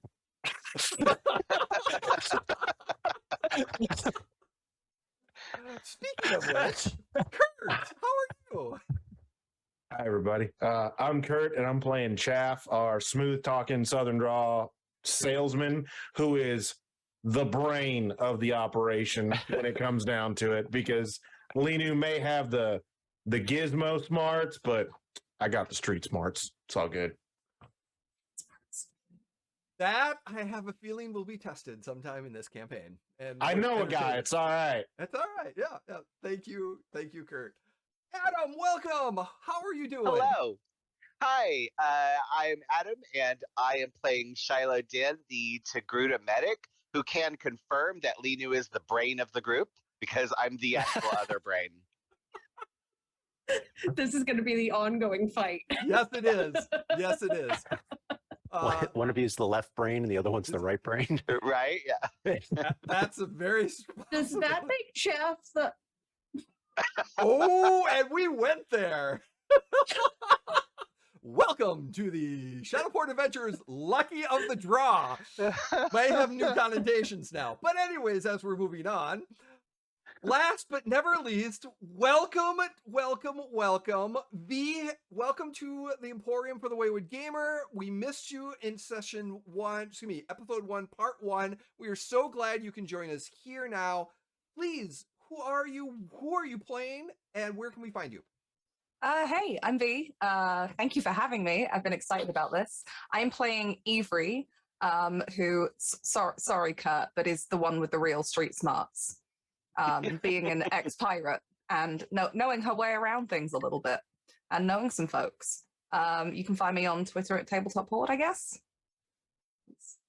Excellent. Thank you. And yes, the luck of the draw, not the lucky of the draw, because words are difficult, and being excited to share is the importance. Where we left off on our break is that the main group, except for Avery, which is V's character, would just met up with Rax and got their assignment. They're going to take a job at Barb's repo shop. There's a job there to fly a ship from Tatooine, because we are on Tatooine, Mos Espa, and they just left the sanctuary where they met their CEO, Raxel, who's a basilisk with some missing parts in his hands, which has been cybernetically added to, or replaced, I should say. And now they're to be tested in this new franchise endeavor and opportunities. They need to be tested, trained, tested, make sure that they're trustworthy, and that the internship works together. So they've got to do 2 jobs. One job is taking a ship from the repo place to another place called Darling Boga at the Shadowport of Port Moors. And we pick up as 5 of our trusty individuals or hopefully they are trusty, walking the sands of Tatooine and Mos Espa, as they can see in the distance Barb's repo shop, the sign, and then there's a Twi'lek, orange-skinned, if I recall, correct? Standing there impatiently waiting for a group to meet her. And that's where the camera picks up, as the 5 of you are talking amongst yourselves. And Shiloh, you look up and you do recognize Avery, who you've met before, standing outside Barb's repo shop. Take it away. Oh, it's Barb's repo shop. Oh, that makes a lot more sense now. What did you think? Well, did we have Bob's? I thought they said Bob's, and then he kept saying no, Bob's, and we were saying Bob's. Remember, it's just like now that I see it spelled, I get it. Right. Shiloh, you're muted. Sorry, Shiloh. I was muted. Yep. Shiloh walks directly up to the Twi'lek, says hi to Avery, and Avery, I have some good news and some bad news. She's kind of standing there, like she's got her kind of like a muscle tank shirt on, arms folded as she's been waiting, sees you come up and like goes to shake your hand and looks quite happy to see you. And as soon as you say there's good news and bad news, she kind of looks at you and goes, oh, and then looks behind you to the rest of the group. Tell me that's not the bad news. Well, no, that's most of the bad news. Yeah, the good news is we got some help. The bad news is it's them. Yeah. But the Polis Mossad is really smart, and I think the Jawa's a badass. Past negotiating skills are quite skilled. Hi everyone. I was just telling Avery about you. Hello. This is Avery. Avery, this is Raxel's version of assistance. I saw you all in the bar across the last couple of nights. Interesting group. We have some sort of chit or something, right? That is the quote unquote paperwork. You have a A data pad, yes, yeah. Okay, who actually has the data pad? No one grabbed it. All right. I did too. Oh, I you did asked too? for all. I asked for all the receipts and Okay. paperwork. Okay, yep, you did grab All it. right. Okay. So while everybody is standing there I was gonna talking, say. Clicky is just going to pull it out of Chaff's hand and start walking into the place. You little. All right, now listen. All right, I've never punched a kid before. Okay, but you need to stop snatching shit out of my hands. And I don't like it. he just holds his hand up and just keeps walking in. I believe he's an adult. At that moment, I need everyone to roll me a perception check. Now, before, let me get the dice pool set before you roll. And that's the one important thing, everyone, that the dice need to be set first before they can roll. So I actually took perception this time, Jay. I did too. Me too. wow. Wow. Wait, Bill, you did too? Everybody's like, no. We must have learned the our perception." lesson. Yes, Adam. Jay, with the roll 20, Mhm. you set the opposition dice, Yes.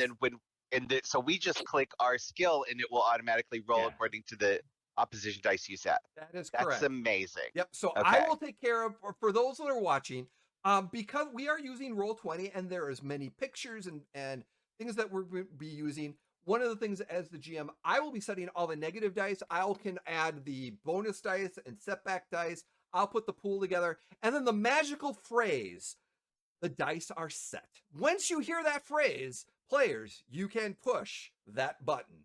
And on your character sheet to the right, you'll see a little under their skill tab. Go down and to the right, go ahead and click it, and let's see what you get. Oh, we can click now. Yep. And go we should ahead. already have our Destiny pool synced from last session, Yep. correct? The Destiny pool is already set, so that is all good. So what do we have so far? Oh. Way to break the game from the first die roll. Yeah. So I see some advantages. I see some good successes. I see, let's see. Limo seeing everything. And I see Limo seeing everything. Yes. Linu has a triumph. Yep. Do, do, do, do, do, do. So suddenly, you see everyone except for Kurt will recognize this, but a speeder turns the corner and starts coming right for you. And Kurt, you're gonna react to everyone else. Lino, Right. I think while that's happening, like Kier has put his hand out and he's like, "Oh, hi, I'm Kier Starfall. I'm the pilot." While everyone else is like looking the other direction behind him. I'm trying to like shake Ibri's hand. And Clicky, you recognize this too, but Lino, you specifically see this and know that it's Raxel in a speeder on the way here, and he has a bag. And you remember, oh yeah, he forgot to give us something. I believe Raxel is bringing us an item that we were meant to retrieve from him earlier. Yeah, but why is he coming so damn fast? And it kind of He has a history as a smuggler. I think it's the only way he knows how to drive. Fast is always better when it comes to driving. That actually depends on the traffic laws of the area. When it's going to be a violation of traffic laws, Just look on her face. Chad just looks at Avery like, you open that can of worms. Avery just has a look on her face like the word traffic laws is a personal insult to her. Clicky, as you're walking in, you saw the speeder and you recognize Rax is there. So you know that he's coming in. Do you still go in or do you wait for Rax? I'll wait. I'll wait a second. Okay. So at this moment, Rax comes in. He's like, "Stop!" And he's like, "I forgot to give you this. Make sure that." And he comes up to you. He gets out of the speeder, and he's like, "Oh, who's the? Oh, let's go. Eeny, meeny, miny, mo. Oh, who's gonna be the lucky person? We're gonna say." I mean, I just saying I never lost a hand at Sabic yet. Yeah. Chaff. Yeah, well, Chaff, you Don't make spoke up. challenges like that. So, Chaff, Raxel comes up to you and hands you IDs, and basically they're employee ID badges, and they're ID credits that indicate that you are all have each individual has an ID that you work for this company for the next 40 days. They're temporary company badges, and they're there to help you make sure that you have credentials so that you are legitimately working for this company. And it goes along with the data pad that you have. So, and then he turns over to Avery and hands her one. So, I feel like Avery takes it, looks at it, and just kind of quietly under her breath, I guess people can hear if they really want to, but looks at him and goes, "Really? That's the name you gave me?" Yep. It all works. So, we're all good. But at this moment, like I said, Avery, you are able to secure the job, correct? Yeah, it's already waiting to go. Awesome. Well, everyone, I hope you have a great time. It shouldn't take too long. I look forward to seeing you back at the end of the month. And then all of you hear, and actually with the perception checks that you rolled as well, you see two individuals walking down the sidewalk area. There's a Rhodian and a Zyback. And you hear coming over the, "Oi! Axel! Is that you?" And Raxel kind of turns over. Avery, you recognize the Rhodian and the Zyback as the one, as well as Shiloh. You recognize you had a conversation with them in the oh yeah. These are the guys from the bar, right? Yep, those are the guys from the bar. Yeah. So you hear it's like, "Axel, what? Really? You didn't hire us? You hired these bantha fathers instead of us? You're missing Hey, out, watch your Axel. mouth. You're missing out. You could have better had the best pilot and mechanic. But you chose this lot. Good luck, everyone. Good luck." That's really nice. Thank you so much. Yeah. Free flips them off. I don't believe we need luck. We earned the jobs through our own skills. Avery. And he's kind of like he's like appreciating the flick off, and he's like, "When you figured out how doomed this lot is, come find us. We'll put your skills to proper use. Instead, wasting your time working for these good. But good luck instead." She just laughs at him and continues flipping him off. Yeah, and he kind of flicks back at you and starts walking. Oh, what a piece of shit. Ah! I wanted you to. Yeah. All right. Yes, you are the crew I choose. So remember, this is a team building activity to make sure that you work together as a good crew. You're trustworthy, trust each other, and I look forward to your success and the future endeavors of this franchise. Good luck. That's what he said too. Anyways, I'm going to take off. See you later, everyone. And he kind of gets back in. And any other questions before I leave? I was, and he holds up the identifier. He's like, I was told there was no uniforms. Do I have to wear this someplace? No, you just need to keep it. And if you have to show your credentials, it gives you, make sure that you. Like he takes Okay. takes Kier's ID badge out of his hand and sticks it in Kier's pocket, and then just turns around and starts walking in. Okay. As Avery walks in, kind of coming in with the rest of the group, she's gonna kind of arm on Shiloh's shoulder, like as a pat and like the laughing of, flipping off the rude dudes. Just kind of gently says to the group, as a note, if we get stopped by any patrols, my name's not Avery, it's Klimta. Klimka? Klimta.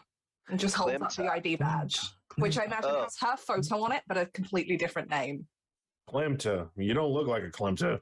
You look... Well, apparently Raxel doesn't have a good choice in naming conventions, but there we go.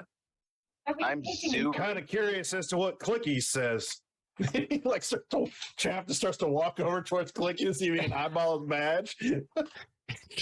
He's already He's already stashed it inside of his robe. So Are we engaging in subterfuge then? Will we need to? Shouldn't have to. It's just me. Kind of gives a really roguish, wide smile. Does mine have my name on it, or Yeah. some other weird name? Nope. Everyone's has their name on it, their appropriate name. Are you Oh, running everybody's from else. legal authorities? I'm sorry, what? Are you running from the authorities? No, I wouldn't say I'm running from the authorities, but I was hired for a reason. Being an ex-pirate, people tend to give you trouble even after you've served your time. So, to avoid patrols being unnecessarily nasty, it's just easier to go by a different name.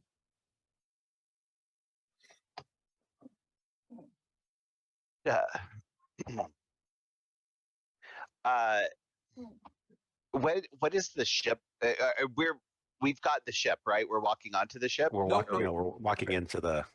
Walking Into the Barb's. Barb's. It- Yep. Okay. Is there like a desk? So so if Clicky walks in first, what does he see right away? So when you walk into Barb's repo shop, the door kind of opens up and it's dirty. It's rust. You walk in and it's a small office. There's literally it's your really small. There's panels and pictures on the wall, some terminals. Over to the straight ahead, there's a bulletin board as well of like different jobs. And then to the left, there's a desk. And behind the desk, there is this very a middle-aged, rough-looking, maybe greased over. It's got some the hat with the eye, it's the goggles on top. Just kind of head over. Her eyes are she appears to be human, but her eyes are kind of white with the little very very irises that are a little bit kind of out. She is a little bit larger, but she has got a full personality, and she's got a cigar in her hand that she's kind of smoking, and she's got her feet kind of on the desk in kind of in a pose. And if you take a look at roll 20, you will see Barb at the top corner. Very long brown, kind of light hair. She's got a chin strap on. She's kind of sitting back in her chair, and she's like, and the other thing that you see is that there is a Gant, which kind of three eyes, sitting there looking at the post, and she's kind of just staring at him. And then Clicky, when you walk in, she kind of looks at you, and she's like, and it just kind of stands there, kind of looking at you for a second. So Clicky walks up to the desk and throws the data pad up on it because I'm assuming it's higher than his head. So, and about this time, I think the rest of you are starting to come in. She kind of looks on there and says, "How can I help you there, my friend?" And then, go ahead. No, she's like, are you looking for a job or are you looking to apply? And he turns around, and there's no other door out of this. So there's a side door that goes he just starts. He just starts walking towards it. Clicky. Hold on. Pick up the ship. He just said we're here to pick up the ship, and he's giving you the data pad. They're the lot I was waiting for. Yes. Because I imagine Ivory's been in here at some point while she's been waiting. Yep. So Ivory, this is your group then? Well, let's not go so far as say my group, but the one I'm with. And the Jawa here, your name? Clicky. You can't go in that door. That's mine. So I don't think you should be able to. Anyways, welcome to Bob's. How can I be of assistance, so to speak? Question. It's on the data pad. We're here to pick up a ship that was brought here. That's why he gave you the data pad. Did you not understand that when he told you? Do you speak Jawaese? I do speak Jawaese. I just wanted to hear it from your lips as well. Oh, all right. And she kind of looks over at and looks at you, Lino. Did you have something to say there, honey? Oh, I was just going to ask you, the GM, if there are any droids or droid parts that seem to be laying around. Nope. Okay. It's a messy room, but nope, there's no droid parts or anything like that in here. And the Gan's kind of looking. He gets crowded in here. He's like kind of leaves, and she kind of goes, "Well, that's see you later then, friend." Business, Avery. As we discussed, Raxel is looking to you working for Raxel then, right? This is the crew. Pretty much, yeah. I'm just here to make sure that we don't get raided by pirates. So the job entails is that you're going to be flying the Crimson Star back to Port Moors on Darlin Boda. And this particular job, I gotta ask you a few questions before. None of you are thieves or going to steal the ship, correct? You're trustworthy. Everyone was talking at the same time. Please. Now everyone's quiet. Okay, so you asked two questions though, and I think there. So you asked if we're thieves, and then you asked if we're going to steal the ship. And I am the pilot, and I am not stealing the ship. I am delivering it. That's good. That's what I can tell you. Are you all trustworthy then? That is subjective on who you are, realistically. Point of view, definitely point of view. But I will say we're definitely working for Raxel, and we're here on his behalf. And as you can see, we have all the correct paperwork in order. So if you don't mind handing over the keys so we can just get about our merry way, we've got a lot of stuff to do in the next couple of days. Well, my greatest weakness is that I'm brutally honest. No, completely not now. Oh, I'm absolutely not trustworthy, but that's what I was hired for. Shouldn't Avery just smiled, standing up against like a cabinet or something, arms folded. She's just eyeing Barb's cigar, wondering how to get one. And she kind of smokes it off. She's like, you got to understand, being the repo business, we always got to ask. The jobs don't pay very well, but we got to make sure that it gets to back its location. So just to give you a little heads up on some of the information so you know what's going to happen here. The ships are tracked. There is a tracking device on the ships, and that the refuel, you will be stopping at 3 refueling points. You're only going to have enough fuel for each location. So you will have to get refueled at each of those locations. It is on the chart that she kind of pulls off a data pad, and the Navicomputer's already been preset for that particular job. You have a set designated travel plan. Any deviation or missing your stops, and I will be informed, and the authorities shall be coming for you. The trip should take about 15 days to get you to Darlin Boda. Yes? What if it's a more efficient route?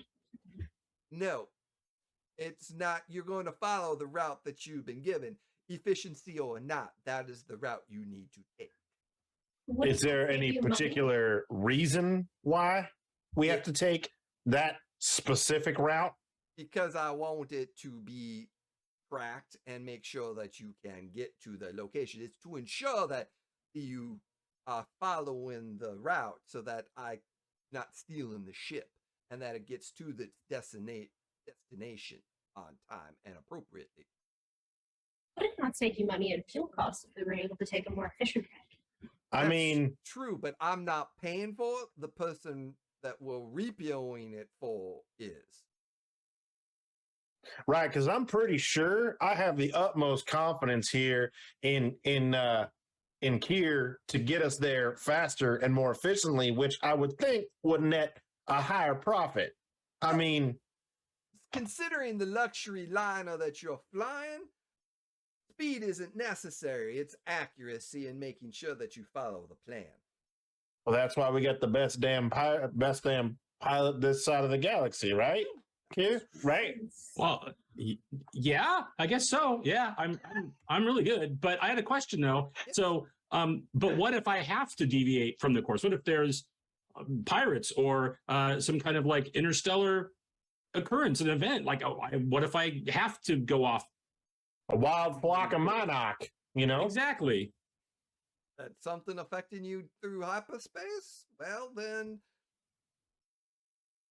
we'll see what happens then, I guess. If you need to let us know, then let us know. I would appreciate Okay, well, that's good because I'll let you know. Sure, of course. That would be important to know.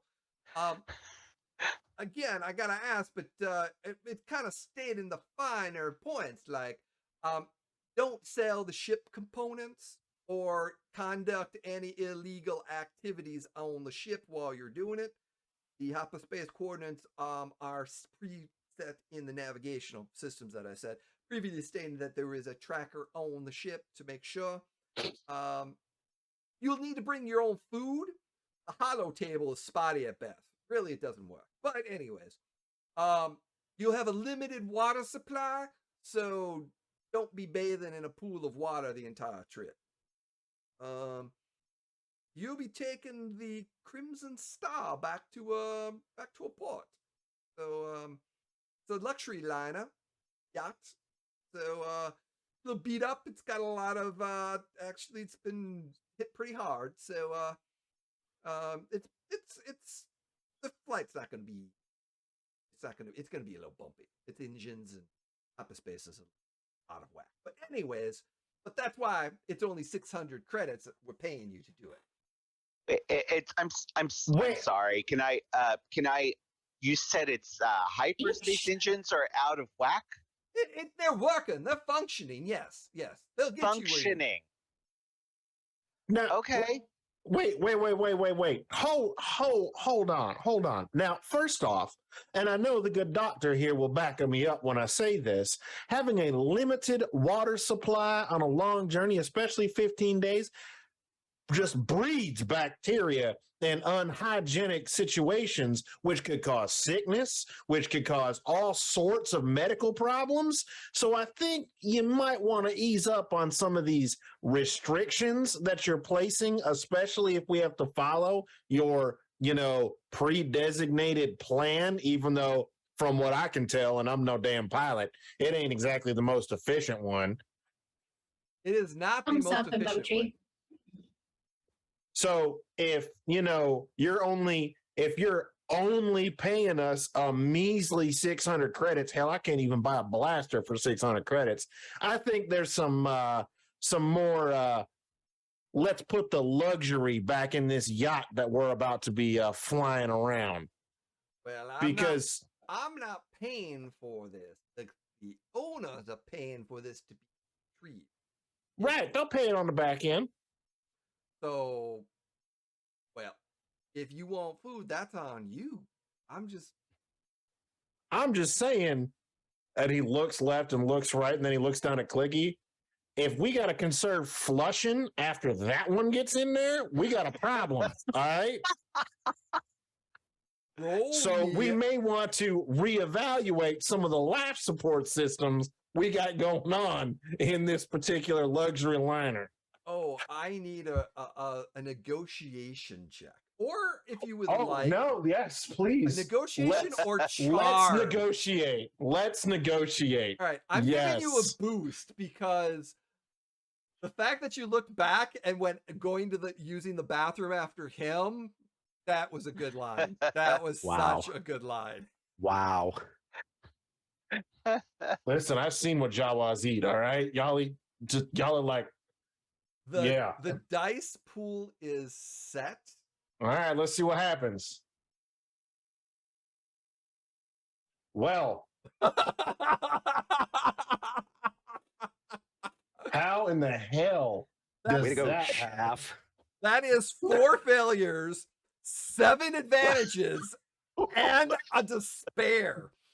How is that even possible? Wow. How is that even possible? That's like the 2 best Yahtzee hands I've ever seen.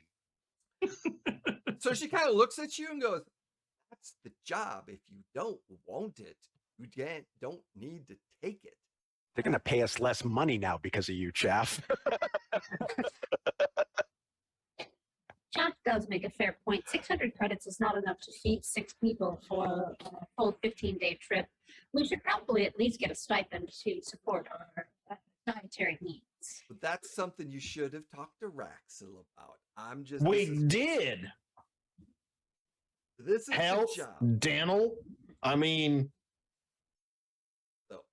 Avery, this whole time standing up against the cabinet, is kind of grinning about the talk of this whole, like, this isn't enough water. And what do you mean we have to buy our own food? Because with her background, like, 15 days is not a long journey to go with a ration supply of water. Mm-hmm. And it's just standing there, just grinning, listening to this negotiation. She doesn't even try to help at this point. And the whole time they're doing that too, like you just like Kier is kind of got his fingers crossed, and you just seem like sorrow sub. He's like hoping it's a specific kind of luxury that he's always wanted to pilot. He's just like, please let it be the one I want. Please. Whatever else is. Whatever. Yes. Jay, so the map is displayed up on something? Like we can see it? Yeah. Okay. So while everybody else is talking, Clicky's looking at the map, and specifically, he's looking for any, because it's obvious that like one jump is much longer than the other The ones. first jump is about 9 days. The Right. second one So- is about so 2, the whole then it's 3, and then it's Yeah, 1. so the whole fuel thing makes no sense. Otherwise, the jumps would all be about the same amount of time. Mm-hmm. So is there anywhere along there where we could be hung out to dry? Like we're out in the middle of nowhere and there's no system relatively close, like that's an ambush spot. Realistically, not really. I mean, there's this Okay. section right here. There could be, but there's already if you came out of hyperspeed here, there's planets within the locations you could jump to, no problem. Okay. You're right. not. It's so there's always something close by that you're Okay. going to be able to Yeah. to do. Okay. So yeah, you're going to be able to jump to, no problem. Okay. So Barb's just kind of sitting there going, all I can tell you is that this is the job, and if you don't want to take it, don't have. Is that all you can tell us, actually? I had a few questions about the liner's previous uses. The Crimson Star. Well, Correct. Elinu, around this time, Oh no. you look up at a monitor above Barb, and it's listing. And Barb's got like 2 monitors up, but one's behind her and one's like where she can see it to the side. It's the same, and it's scrolling through ships that are missing, that are need to be repoed, that different jobs and different things. And as you're looking up, a ship name pops up on the list. Oh no. And it basically states that its destination has not destination like it's the name of the ship, and then right next to it says destination arrival not location unknown, and it's the name of the ship that you were on, that your family is on. Which ship? I'm trying to remember the name of the ship that your family was on. It's a whale joke. Yes. I remember it's a whale joke. I do not remember what we called it. And that's why I'm like going, I'm trying to remember. But that ship is now missing. Oh. And because your obligation kicked off last session, Oh, this is the obligation of family that we are going with, is that your family obligation kicked up, and your family that was on the ship, that ship is missing. Your strain will be going down 1, or excuse me, by 2. And My threshold will go down, or Your- I will take 2 strain. we're gonna say take 2. Generally your threshold goes down, but because of roll 20, it's hard to remember exactly where it is. So just take 2 strain, and we're just gonna remember that you can't go below 2 strain. Everyone else is gonna be taking 1 strain. And the thing to remember is you are getting stressed over the fact that you just saw your family ship is missing, has not arrived at its destination, and its current location is unknown. So Barbs kind of sits back and goes, again, that's the job that we've been hired for. You can take it or leave it. It's up. Well, I had 3 questions regarding your regarding the Crimson Star. Yes. Do you have a passenger manifest of who was on the ship before it was attacked? Probably. It's probably in the data on the ship. Who owns the ship? That's a private collector. Maybe have their name. No. Wait a minute. Well, wait a minute. Hold on. I am sorry to interject, Lenny.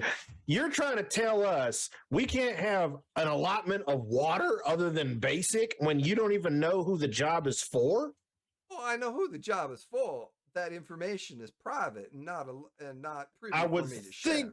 I would think the people piloting the ship would need to know that. Nope. All we need to do is I can get Yahoos off the street to fly this ship to its destination. That's all we're hiring you to do. Yahoos would not be as qualified as we are. Well, right now I it's feel like seeming like perhaps I the can. Yahoos complain less than we are right now. Yeah, and I'm thinking that might be better. I might be getting a better pilot and crew without hassles right now. I did not get to my last question. Yes, dearie. Were the pirates who attacked the yacht captured? I have no clue. All I know is the ship came here, we repoed it, and it's been here for a long time. And finally, finally got fixed, and the owner came up and said wants it back, so we're repoing it back to them. Spoke very highly of your knowledge. It's quite disappointing to find out he was incorrect.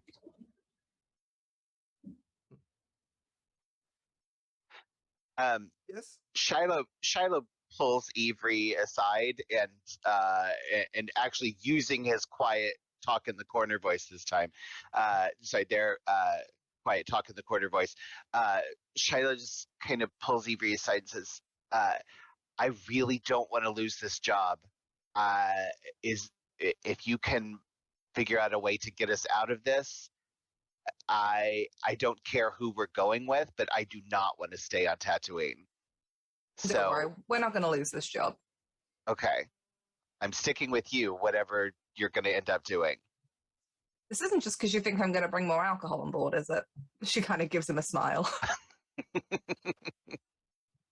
Pats him on the back. And I think, she's like, give me a second. And, pushes through a little bit towards the front and puts, her hands on Barb's desk and kind of leans forward. Barb. Yeah. I understand the confidentiality with the buyer, but the ship was attacked by pirates, and pirates generally work on one of 3 things. They're either opportunists, they're either hired to steal something, and that's usually either because something's worth a lot of money or somebody doesn't like somebody else. So my job is to make sure that pirates don't show back up and try to take this thing all over again. So if there's anything you can tell us about the owner or whether or not they might be even just somebody who was a target for this kind of specific theft rather than opportunist, that would be very useful in making sure that I can do my job so that the ship gets there in one piece. You're a straight shooter, and I kind of like that about you. And she kind of opens up the chest that has her cigars right there. Now, if I had known the knowledge of such things, I would share that with you. But honestly, I don't have a lot of that knowledge that I can. Well, pirates, I heard it was attacked by pirates. We pulled it in. My job is pulling it in, finding the owner, and bringing the ships back. I just repo. Now, I do know that the owner or the person, the representative name is C, and you're supposed to go to the Joyful Bliss. C Bliss is his name. And you're supposed to land it. I've got the coordinates in the data pad that you have a specific landing hangar. Once you're there, you go over to the cantina, you get paid, and hand over the keys to him.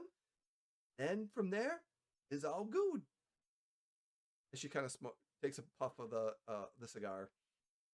Avery wants to lean in just a little closer, so she's like over the desk now, not trying to intimidate Bob, but like getting close enough to kind of whisper, and just goes, "You know, Bob, pirates are really good for the repo business, right? I mean, horrible, horrible thing, but really good for business." Yes, they are good for business, but I do take slight offense if there's any suggestions. I'm an up and up kind of company here, so No, of course. It's just I used to run with some folks back in the day, and they're not really in the business of stealing ships. They tend to take supplies here and there. And she grabs a cigar out of the box and kind of sets it right in front of you. And well, you know, it's an awful thing when those ships get damaged. They're not really out for big steals. Most of them are just trying to survive. But That's a shame. somebody does have to recover those ships after such incidents. And not that I would suggest that you have pirates attack ships just for repoing. Of course not, you're above board. That's illegal, and But, no, I do not. But if there is anything else you can tell us, I might be able to make sure that some of those pirates let you, through other channels, let you know when there are ships that need recovered, so that you might be able to do the wonderful, good, above board thing and help some folks out in a time of need. And she gives her a smile. And she kind of smiles back. All I could tell you is that the Blazing Claws, supposedly rumored, the ones that hit this. And like I said, one of the escape pods is gone, which you're going to see. Crew was all found dead on the ship and left, and we covered the ship 8 months later after the incident that happened. Does Avery know of this group? Like, does the name familiar to her? Probably. Possibly. Is this the kind of thing they do? Would Avery know? Is going after ships that like when you steal cars to hire, like that kind of thing? Is that they're kind of the ones that for this type of there was a passenger probably that there was something else shady going on. The reason why they hit the ship. So, okay, it's their bag, baby. Avery smiles. Yeah. I knew you were good, Bob. I knew you were good. Anyways, do you still want the job? We want the job. Yeah. All right. Yeah, we want the job. Come follow me. And she grabs the data pad and hands it over to you. She grabs the other data pad and she kind of follow me out, and she kind of walks out one of the doors and kind of goes around into this large room. And kind of gets into like a hallway, and then further down gets into I would say there's several doors, like several hangars. And then she gets further down and it goes through a door, and there's this large hangar. And what you see is there is this, get over in roll 20. There is the Baudo, Baudo class yacht. It is the Star Yacht. This is a luxury liner yacht. It is got a decent warp drive of class 2, but damaged. It's got a few weapons on it, possibly working.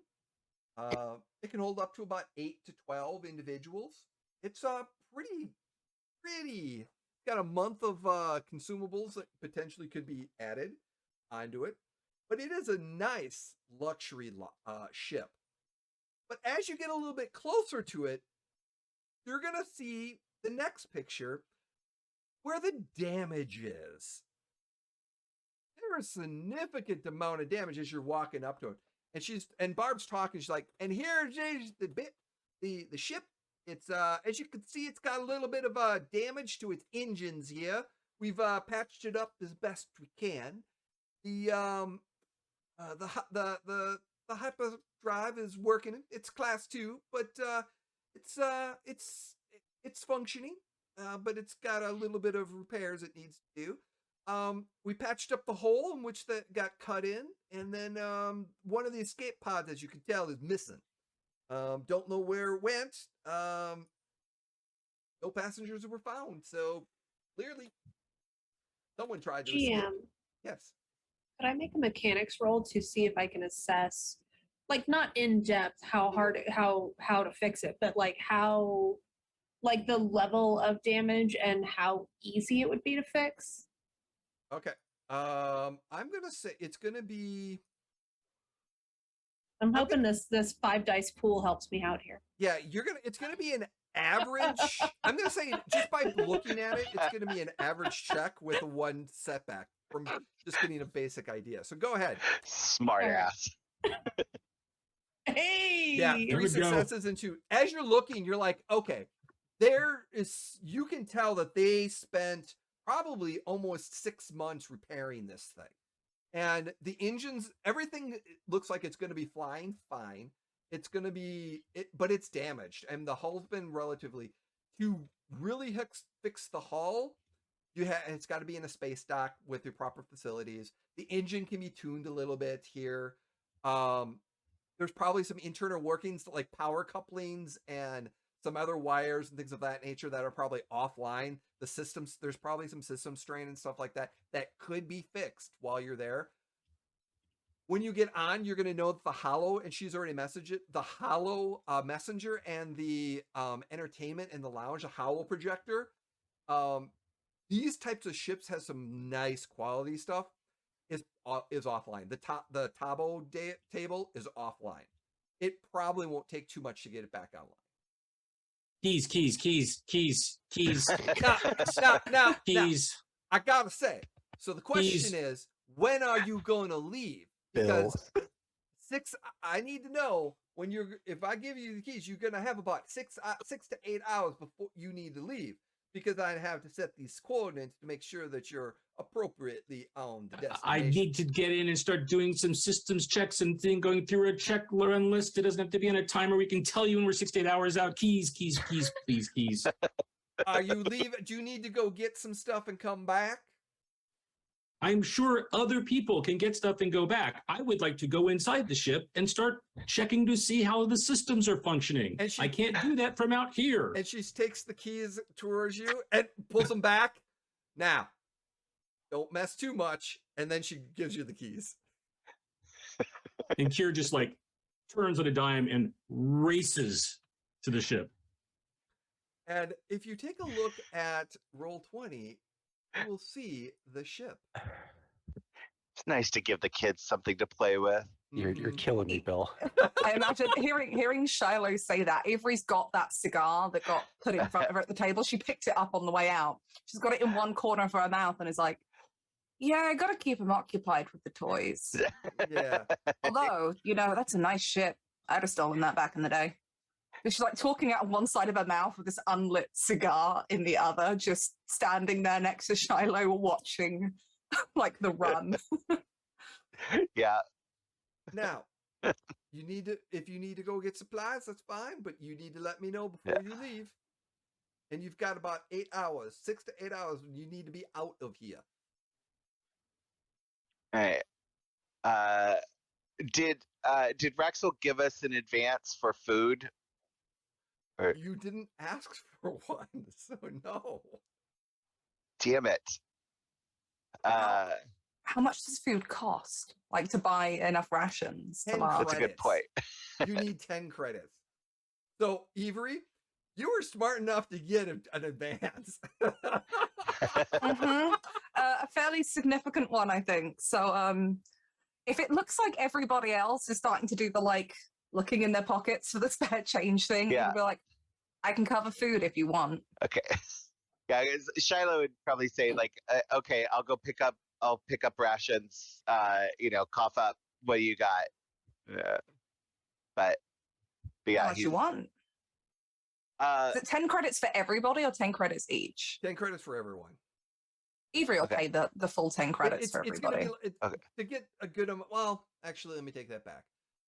I would probably say for the trip, you're going to be able to find decent amount, and yeah, it's gonna be about 10 to 20 credits total for the entire trip, Okay. back and forth. So you're Avery will pay you the whole lot for all of the food for the Aw, journey. thanks, buddy. Well, Yeah. you know, I'm used to starving on ships, but by the looks of it, nobody else is. Yeah. Okay, so Kira's going on the ship. Avery's going to go get food. Yep. Okay. You're going, or do you want me to go? I'll come with Shiloh. Oh, We okay. can go together. Okay. Yeah. Clicky wants to, and this is a GM thing. I want to use Utini, okay. and I want to try to get extra water that we can bring onto the ship. Okay. Please share with us what Utini. So Utini is a Jawa ability where I get to remove a setback die to scavenge items or gear. So, and as a native of Tatooine, I would probably have a decent idea of where I can find water. Yes, it's going to be a And hard. notice I'm saying find. Mhm. You know, I didn't say purchase. Nope. I said find. I'm giving you a boost because one, you're a Jawa, you know where to look, and you have Utini. That setback has been removed. It's going to be 3 purple for a hard check because you are going to be a little bit, like I said, with time and everything else. But it's also it's Mos Espa, but again, it's a desert planet, so you know that water. Okay. So the dice are set. So Can I use Streetwise? yes, you can. Okay. Yes, you can. All right. Oh yeah, baby. 3 successes. Yeah, you get a month's worth of water. There we go. There we go. So Clicky shows up with a cart and he's all this water, and he just starts walking it towards the ship. It's going to take you like an hour. You're going to be back in about an hour. Yeah. So, during this time, what is Chaff doing? Chaff just goes and starts wandering around the ship, to be perfectly honest. He's just kind of looking around the ship and seeing what's all there. Okay. It's in there. You're going to see there's rooms, there's there's the engine room, there's the cargo bay. You kind of come up through the cargo bay area. One of the gun ports is damaged. The port side, the starboard, is actually working. We only need one. Yep. There's an observation section underneath. You got the cockpit that's there. You got a nice big lounge area with seating and everything else. There's a galley and there's a lot. I was gonna say every gun is 360 coverage if you've got a good pilot. And Every gun is 360 coverage. Don't worry about it. Yeah, I was saying, and Clicky and Kira are already used to working together, so that's not going to be an issue. Before Barb walks away, Yes. I would like to ask, Do you think that they will offer extra credits if we are able to repair some of these damaged items? For example, the hollow messenger. You can definitely negotiate that when you land. I'm not going to be paying. Don't let Chaff. So, but yeah, I would say it wouldn't hurt. Thank you. So, and she's kind of like, so what is Lino going to do during this time? I would just want to go back to wherever we've been staying and get my stuff and just get settled on the ship, start inspecting what I'll be able to fix fastest. Okay. That is going to pull up another. That's the ship. So that's the schematic stats of the ship. So you're going to have. That's a different name than we were given. Yeah. Okay. Change the name. It's going to be the Crimson. So it's going to be Crimson. So don't worry. But there's a little bit of damage to the bridge. The primary hyperdrive is damaged, but it's got a minor damage. Nav computer's been minorly damaged. The shield emitters and the sublights have taken some damage. The sublight engines are working, but again, you probably don't want them to do any hard maneuvering because it's going to have some problem. Shield emitters can't take anything. Currently, there's 21 out of 26 hull that's available. So it's definitely taken a good beating. It's been repaired a little bit. 8 out of 10 system strain. So there's some room that you can definitely fix the system strain. There's probably some areas that you can be able to do. The big silhouette 4 ship, and it's got a speed of 4 and a handling of +1. So I mean, it's a good maneuverable ship. There's nothing to cargo. I think looking at that, I'd probably want to try and repair the Navicomputer first, especially with how much it was emphasized that we can't go off route. Okay. So are you going to repair it before you leave? Do we have enough time for that? Because yeah, if we have enough time. You can repair it before you leave, and then the other thing that's not listed here is you have a state-of-the-art luxury hollow. Where it is? Let me get my information up real quick. So the things that you notice on the ship is that the underbelly, there is basically there was a boarding tube that you can tell that was cut into the cargo bay that has been resealed and for integrity and stuff like that. So it's pretty sure that the pirates came in that way through a boarding tube. One of the escape pods, the left one, has been jettisoned and it's not available. And you basically searching the ship, things of that nature. You're looking around there. It's been cleaned up for the most part. So, it's dirty and dusty, but it's been cleaned up. The hollow, the cargo bay is empty. And then as I was, is that wonderful? There is a state-of-the-art luxury hollow table.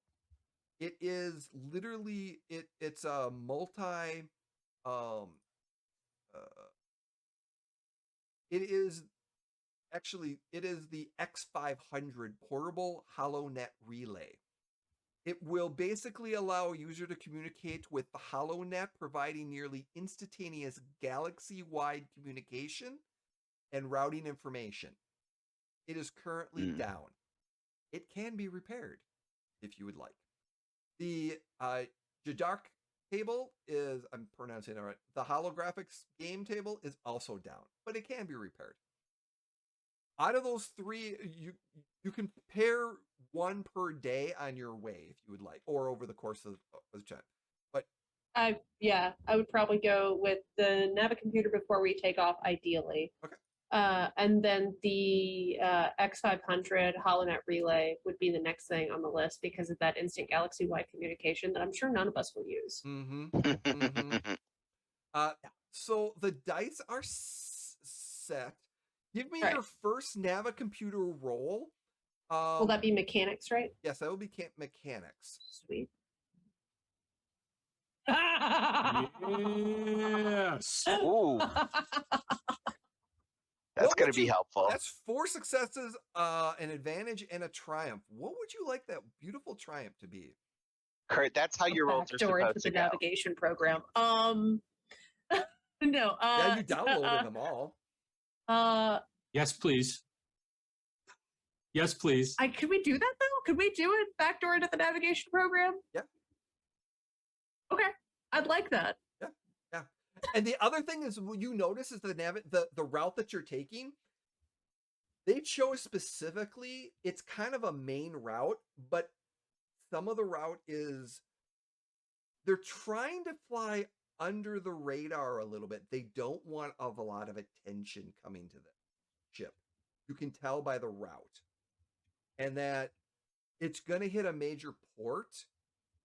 So the first port is kind of a basic port. The next port is going to be a significant one. And then the last two are some basic ones. And what you find out is that your first stop, and everyone would know this as well in the data, but the first stop is Darknil, which is kind of a smaller place. It's not too overly populated. It's kind of it's more of a planet, so like a station. You're going to be in space, docking, get the information, and then you're going to take off from there. The next port is is Idru, and that is a major spaceport, Imperial run space planet. And then from there, you're going to take a side one to the and it's kind of funny why you're stopping there, but it's definitely it's in the Darren Bogus area, but it's the last port. It's called Gurintham, and it's kind of shady a little bit, but not too bad. But the interesting thing is, during this entire route, there are no real ways of getting ambushed. It's specifically avoiding like major, like a little bit of that major routes a little bit. It's kind of getting in and out. So it's very, very specific on the routes. Like they don't want knowledge that like because when you come out of hyperspace, your transponder gets read. They're reading on the low ends because they don't want to know that the ship is being moved, so to speak. Interesting. Is that public knowledge, or is that only knowledge that Lino has? Lino would have it because she actually looked at the navigation. Yeah, like once everyone gets back to the ship, because I know people are doing stuff. I can definitely. I mean, I would communicate that out, Okay. especially given that Ivry said that she was trying to avoid authorities or give a fake name. I would definitely mention Iriadu, since it is authority run. So making sure people know. all right. Shopping. So when does everyone want to get underway? So we've got you're in the cockpit taking a look at everything, and you are like, this is luxury. There's a little bit of a burn mark on the door, like at blaster fire, and you do notice that there is a little bit of dried blood on one of the under things, but you know that it's not too bad. That's fine. I'm more concerned with the systems than that. I mean, handling and everything else. It's still good. It's been repaired. Like the engines are probably, you might have a little bit of difficulty to push the engines, but for the most part, they're still functioning well. While I'm doing my systems run, do I notice that Linu's working on stuff? Yeah. I'll flip on the ship comm at some point. I'm like, Lino, you whenever you get a chance, if you're back there working on stuff, it'd be great if you took care of that those sublight engines, because I have the feeling we're going to need them. The sublight engines were the ones that are going to need dry dock for repair, right? Yep. They're working, but they're little, like I said, you can't push them too hard because they're going to have a little bit of, you might have some issues with them, but they'll still functioning. So when that message comes up, Kier, engines, I've got the navicomputer fixed. The engines are going to require a different set of tools that's not available in this yard. But it will need a proper dock. All right. I'll work with what we got, I guess. It's going to be bumpy. I open a comm to Linu. Are you fixing shit on this thing? Are you making repairs to this ship? Of course, we need to fly it. Right, they ain't paying us to fix it. Yes, but if we don't reach our destination, they won't pay us at all. Well, no, but is ship supposed to be flight worthy as is? I'm sure that they were told that.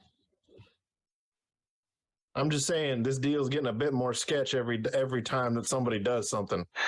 The ship is capable of flying, but it's not very good at it. It's like a baby bird. That's what you're going with. That's all right. Okay. I'm just saying, don't do nothing for free.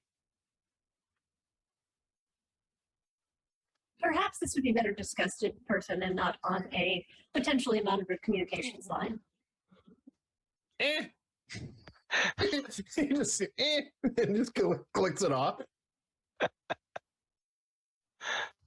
Anyone else doing anything to prep for your job? Um,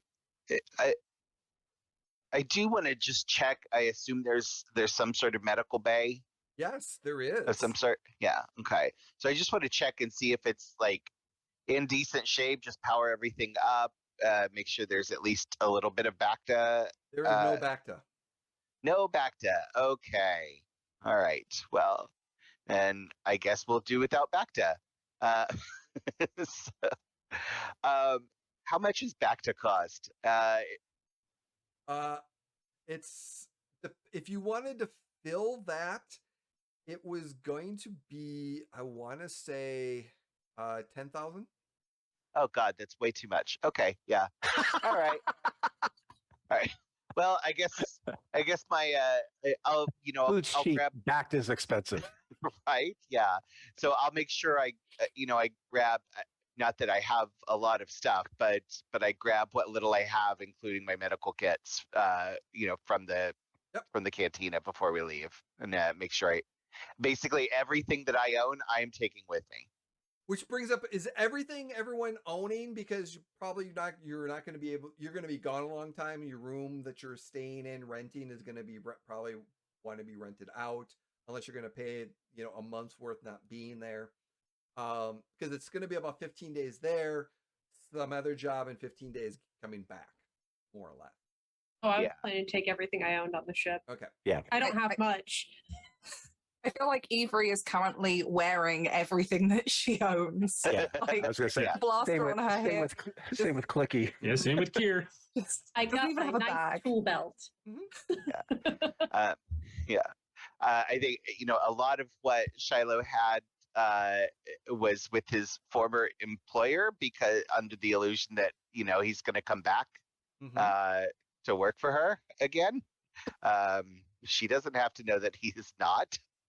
Yeah. So, but he left a whole lot of his just general stuff there to make sure that she thought he was going to come back. Okay. Yeah.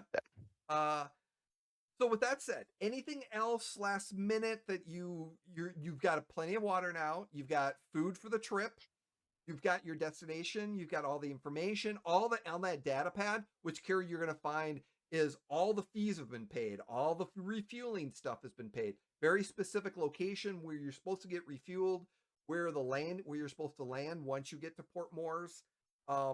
It's laid out very, very specifically and very detailed. It's too specific. So when Shiloh and Avery get back to the ship and supplies are being loaded, Avery wants to do a walk through the ship, and having been a pirate, she's interested to know why this ship was attacked. And there's obviously no information coming from Barb. But is it possible to tell, if she does a walkthrough of like seeing where the damage is and where stuff has been repaired, if she could work out what would have been the place they were trying to get to on this vessel? Was it somebody's quarters? Was it a cargo storage area? Like, she wants to see if she can follow the damage, knowing like, well, if this was me back in the day, why would, if this is, this has been blown up and repaired, so clearly something was focused here. Like, she wants to try and figure out where in the ship these pirates would have been heading. I like that. And yes, it's strange to her. It's a luxury liner. You take the ship with you. The only reason you leave a ship like this is because something else on it was worth more to you than the ship itself. All right. We're gonna say the dice pool is set. It's gonna be a hard check. I'm giving you a boost because you are a pirate, and the way you're going about this is very backstory-ish and stuff like that. But yeah, the dice pool is set, so let us see that beautiful roll. What do you want me to roll? Beautiful bean footage, of course. Streetwise, your skullduggery. I think maybe skullduggery. I feel like skullduggery for this one, because this was more. This was kind of part of the many trades that you pick up, I guess, as a pirate. So yeah, I'm full on. Oh, I don't know how to read the dice, but I don't think that was No. a good roll. It's an Well, advantage and a triumph. It's an advantage. Oh, okay. Oh, So you didn't succeed at noticing like some of the stuff, but you have an advantage and a triumph. Triumph is a good thing. So what is the one thing that you really, really wanted to find out? You said I what guess the it was mission just- was, right? Or, Yeah, so her thing was like finding out which of these rooms was the room they were trying to get to, was basically it. Like if you can follow the damage, where Okay. they would have been pushing towards, like where did they end up? The thing that they were here for, maybe, or the person. Okay. What was their location of interest on this ship? So you notice that down here on the main is they boarded through the cargo bay. So Mhm. down here it went through the cargo bay. You're going to notice that one of this particular stateroom has blaster marks on the door. So it was Number 9. on this number 9, it was forced open, and whoever was out of it was dragged out. And but what the other thing that you got was the escape pod left before you, like the escape pod left, and for the escape pod to leave is very unusual. So they must have left before the pirates boarded, or as they were boarding it left. But you do know is that this room was shot up and they were looking for someone, and then they basically shot the crew or whoever in the lounge area. And it looks as if that someone, it was almost a hit. Like they wanted to get rid of someone on this ship for a reason. As long as no one has any objections, then Avery's going to take that number 9 room as like her room, so she can keep poking around in there. Sure, just sleep at the scene of the crime.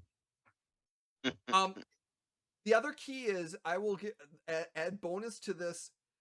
You will probably have a better idea of who if you looked at the manifest. Don't worry, I'm coming for that next. Which someone will have the manifest. I feel like because Linu said that like she was going to go and start repairing and looking through stuff, Evie would probably wait till we're like in flight and Linu's looking through it to go and approach and be like, hey, did you get a chance to look at that manifest kind of thing, rather than like digging through it herself, which might just look super suspicious. Evie will wait till Linu is kind of obviously working on the manifest to go up and be nosy. Okay. Yeah. That's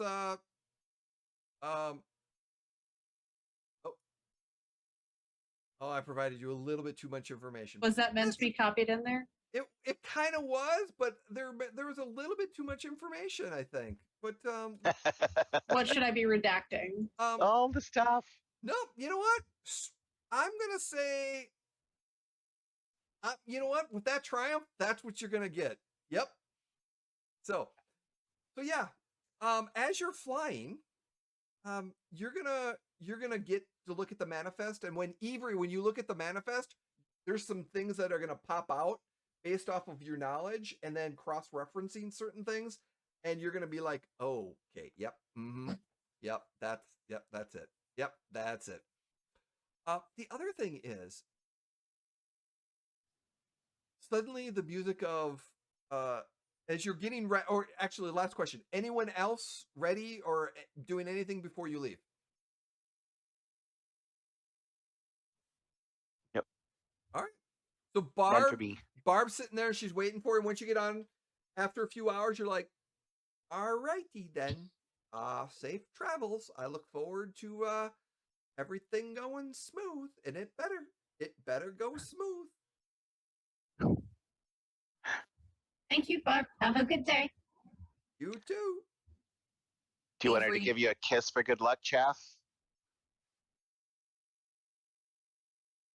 Is kissing good luck? I'd rather spend the night with a gun dart. I'm sure we can find a Gundar. I don't need any damn help, Lenu. Avery uses this as a moment to use Barb's like cigar cutter and lighter, puts it in the corner of mouth. You're a real one, Barb. And just kind of carries on in along with Chaff and Linu and everybody else. Real pain in the ass. I don't know. I thought she was kind of nice. And as you start to go, you hear the faintal song in your and the brain. Just sit right back. And you'll hear a tale. All right, everybody. Time to strap in and go. Sit right back. Here we go. And for copyright reasons, I don't think I can sing the song. 3-starport tour. 12 passenger set for sale for a 3-starport. If you sing it badly enough. Right, yeah. 3-starport tour. Here, you should find that the navigation is quite responsive at this point. Oh, yep, perfect. Darknell first, huh? Well, that's an interesting stop. I guess we're staying off the radar. Yes, Darknell, and then Ariadu, which is an imperial port. I believe the authorities aforementioned, and then Garentham. I'm not as familiar. Yeah, I noticed that. Hey, while you were in there, Lino, did you happen to notice if there was, did you have access to the transponder codes? Because we should probably Before I say anything, I'd like to look around and just see if there's like cameras that I can spot, just as a rich people do this type thing. Like, is there a teddy bear with a conspicuous hole in the belly?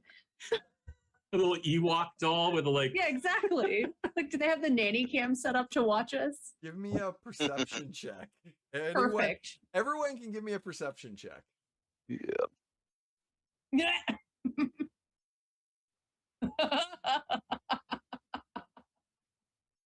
Yeah. Oh, wow.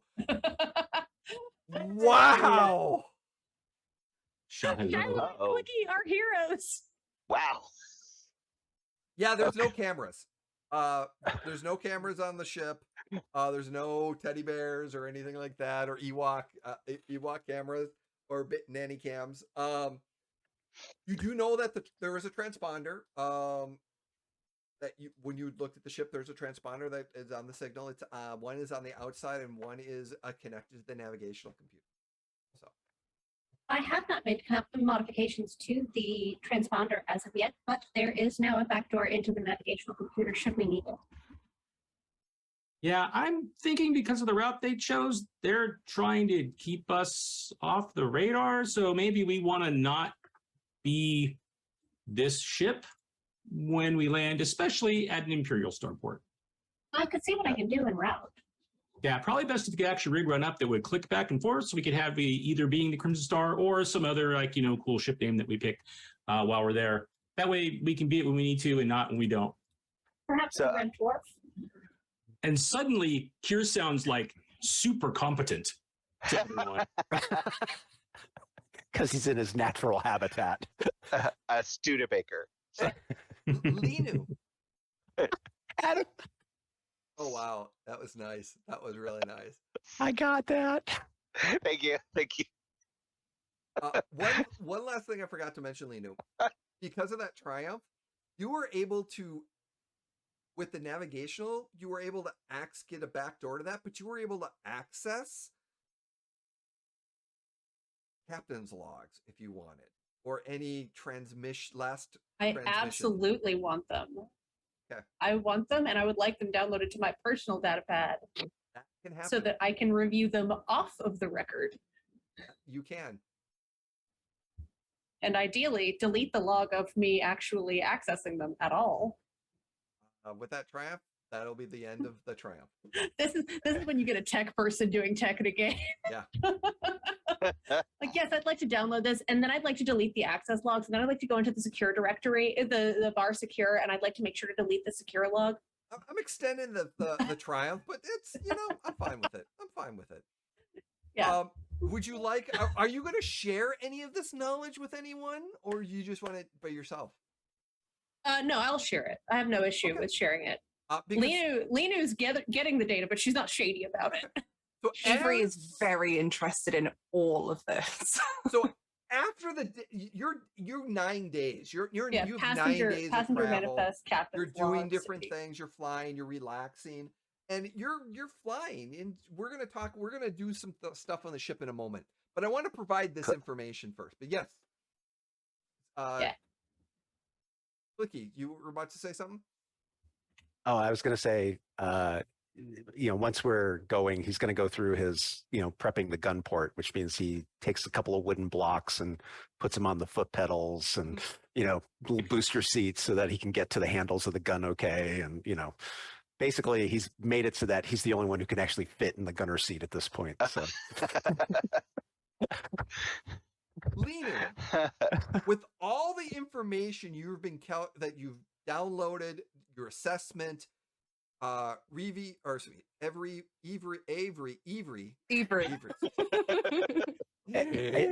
I want to point something out about the rooms. So there's 2 crew quarters and there's 3 staterooms that seat 2 people. Yeah. Somebody has to double up.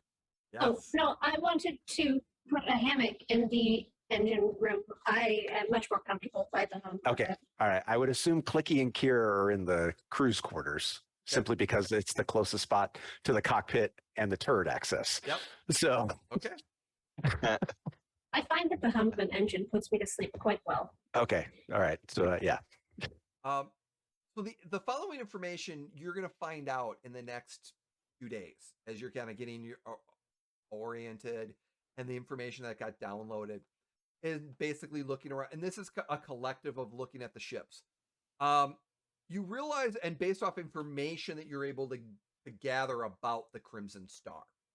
And basically what you know about the Crimson Star is that, like I said, the escape pod was jettisoned. When the ship was searched, they found only death. 8 bodies were found, including the captain and several of the crews. No other passengers were found on the ship. The ship manifest showed 12 passengers, which are currently missing. It was suspected that some of the passengers may have escaped in the escape pod, but no sign of the pod has ever been found. It's very possible that the pod may have been destroyed, is what they're thinking.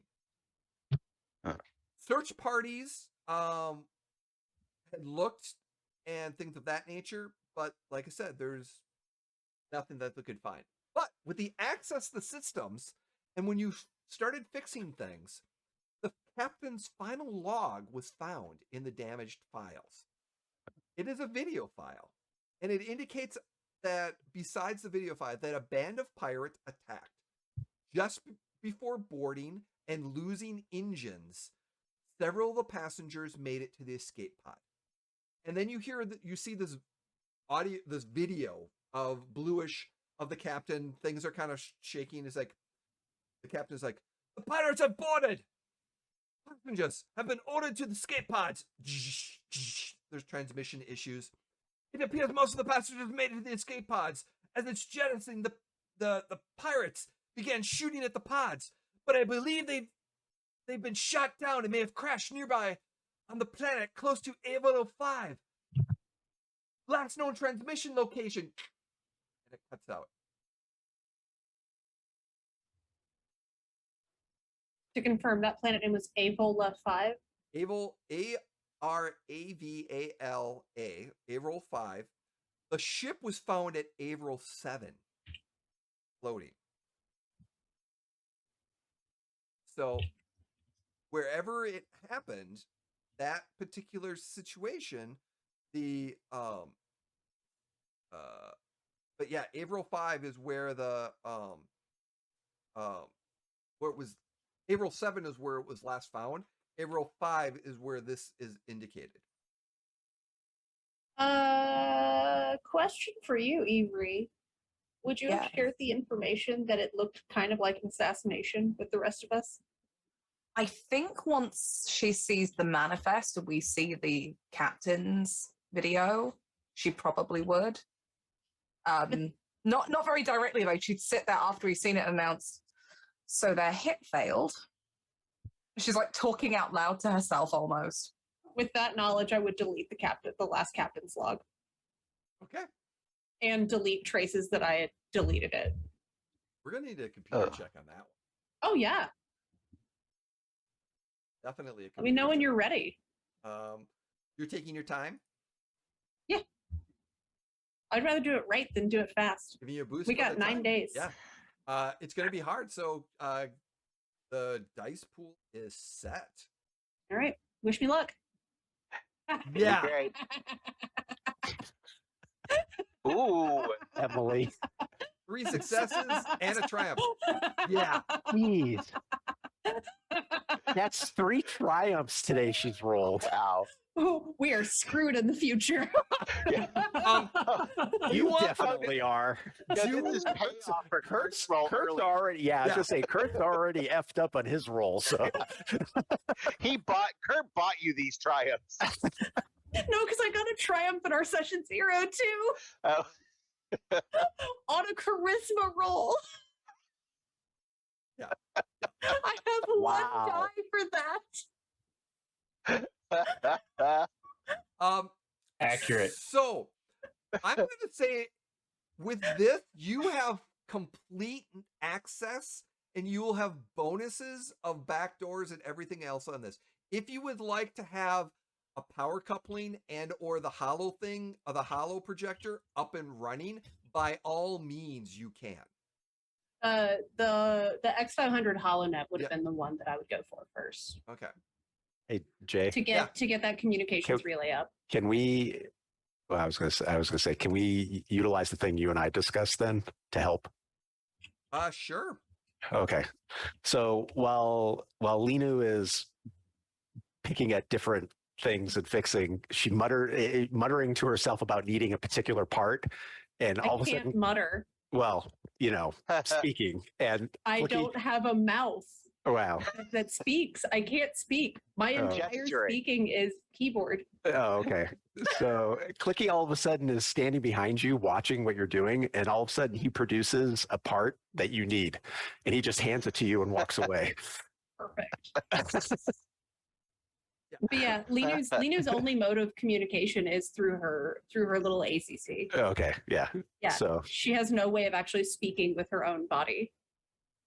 yeah. So I just miraculously, you needed a part, and he produces it and hands it to you. So basically from that transmission that you completely erased, and you have knowledge that the escape pod may have crash landed on a planet. Is that planet along our flight path? No, it's in the complete opposite direction, back in Of Tatooine. course it is. Of course. It's basically a day's travel from Tatooine. Or hours travel, I should say, from Tatooine. Is anyone in this group skilled enough at astrogation that they could maybe figure out a way that we could save that time? Because I could definitely try and figure out if we can hide our tracks. And Maybe. lie. Nope. I'd give it a shot. Sure. What are you wanting to do? To see if we could potentially stay on schedule, but take a quick detour to see if that escape pod landed and come back, maybe through a more efficient route, and then use the back door into the transponder into the computer to lie about doing it. I don't know if it's Wow. possible. It's complicated It's and very involves complicated. multiple steps. Yes, it does. I'm entertained by this. So you will probably be late to because you'd have to go back like 2 days and then go back. So you'd be like 3 to 4 days potential. Now, if you rolled a really good astrogation check, you might be able to like bring those back down, but it would really. Ooh. If we can't find a way to do it on schedule, I wouldn't want to. But Like, if you roll a triumph on the astrogation, Oh God. I would like just if someone has the skills, because I don't have astrogation. wait, so okay, so wait a minute. So you're trying to is all this information public to complete with the crew manifest, or no? Or is this still all No. in Linu's head?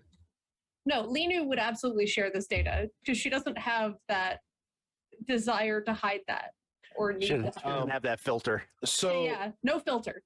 So, Lenu, I'm just going to advise that we just stick on the course and not particularly pursue this further because, well, looking at this here manifest tells me there are individuals who probably are responsible for all of this that we really don't want to piss off.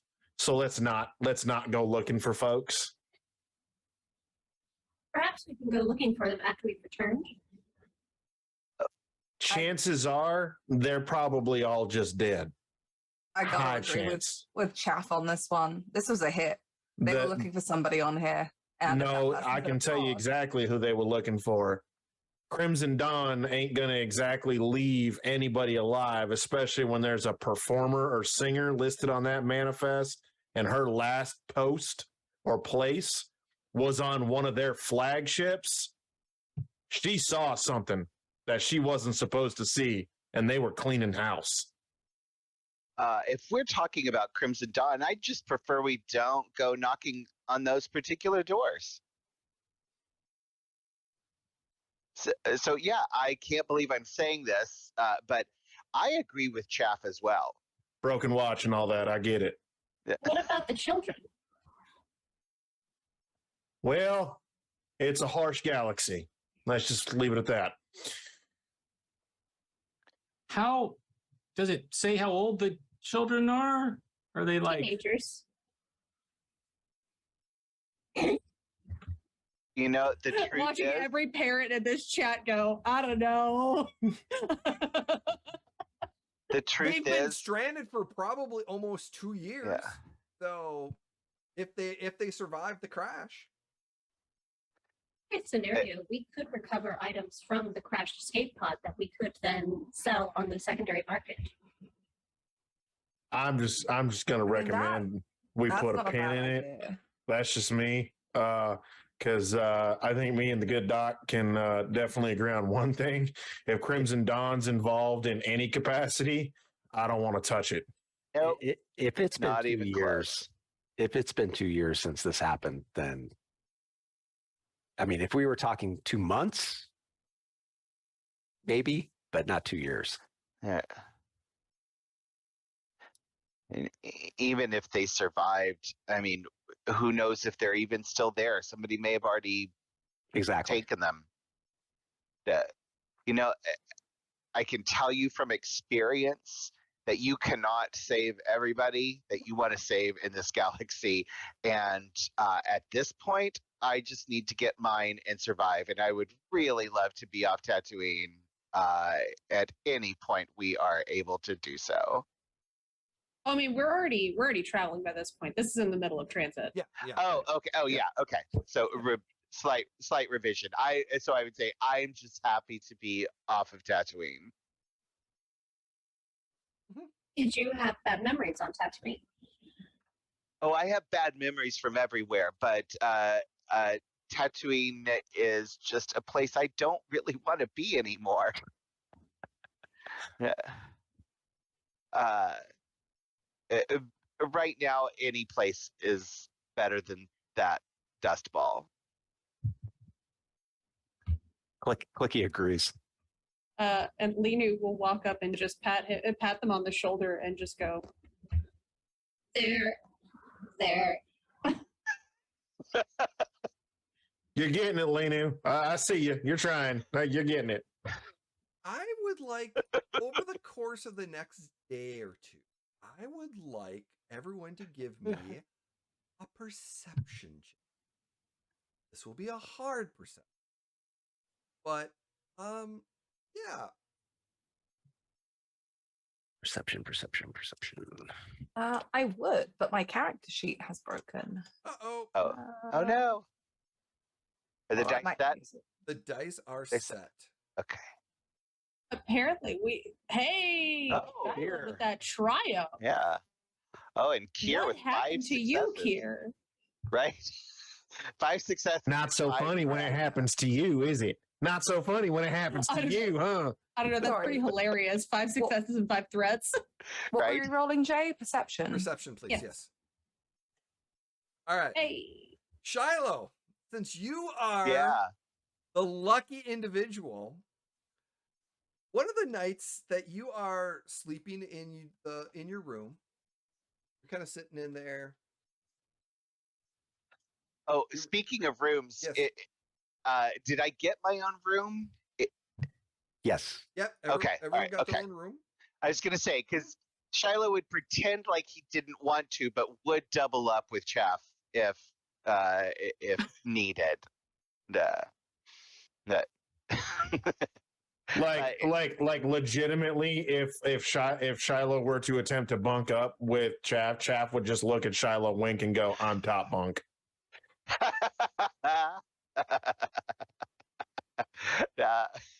Well, it seems like we have enough rooms, so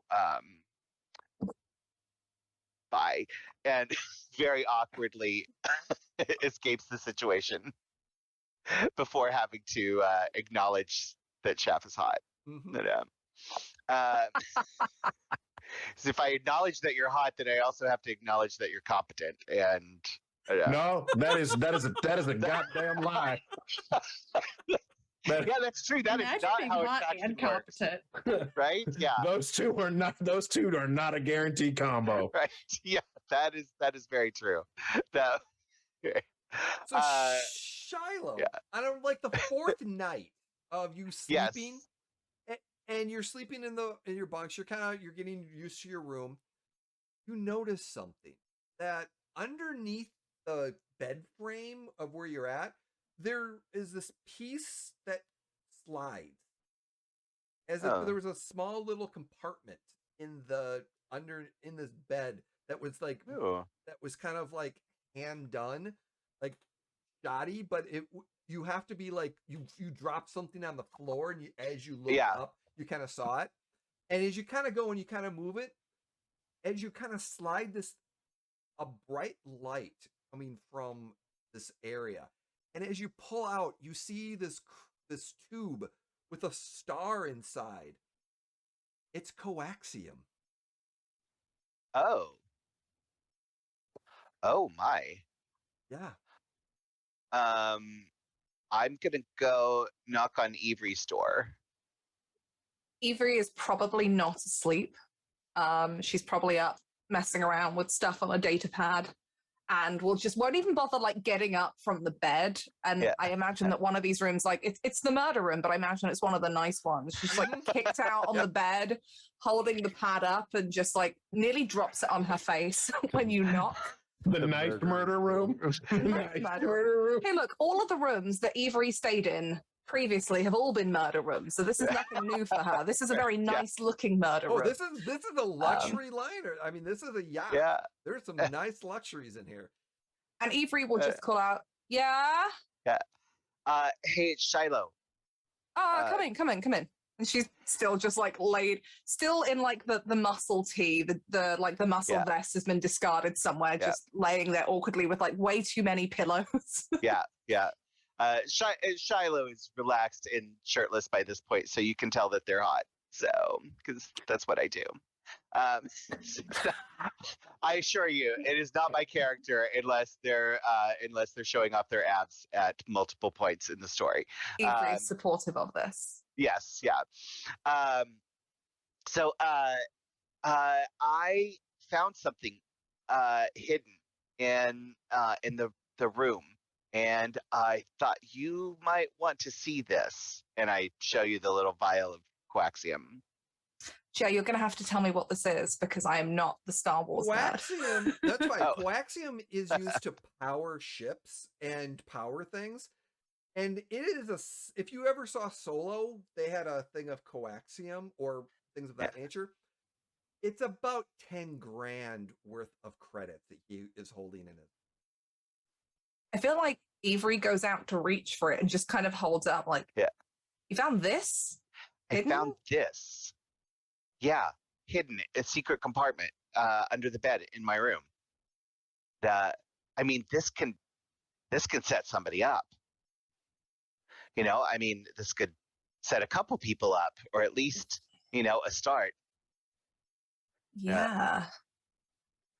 Uh, do We should you, find out whose room that was.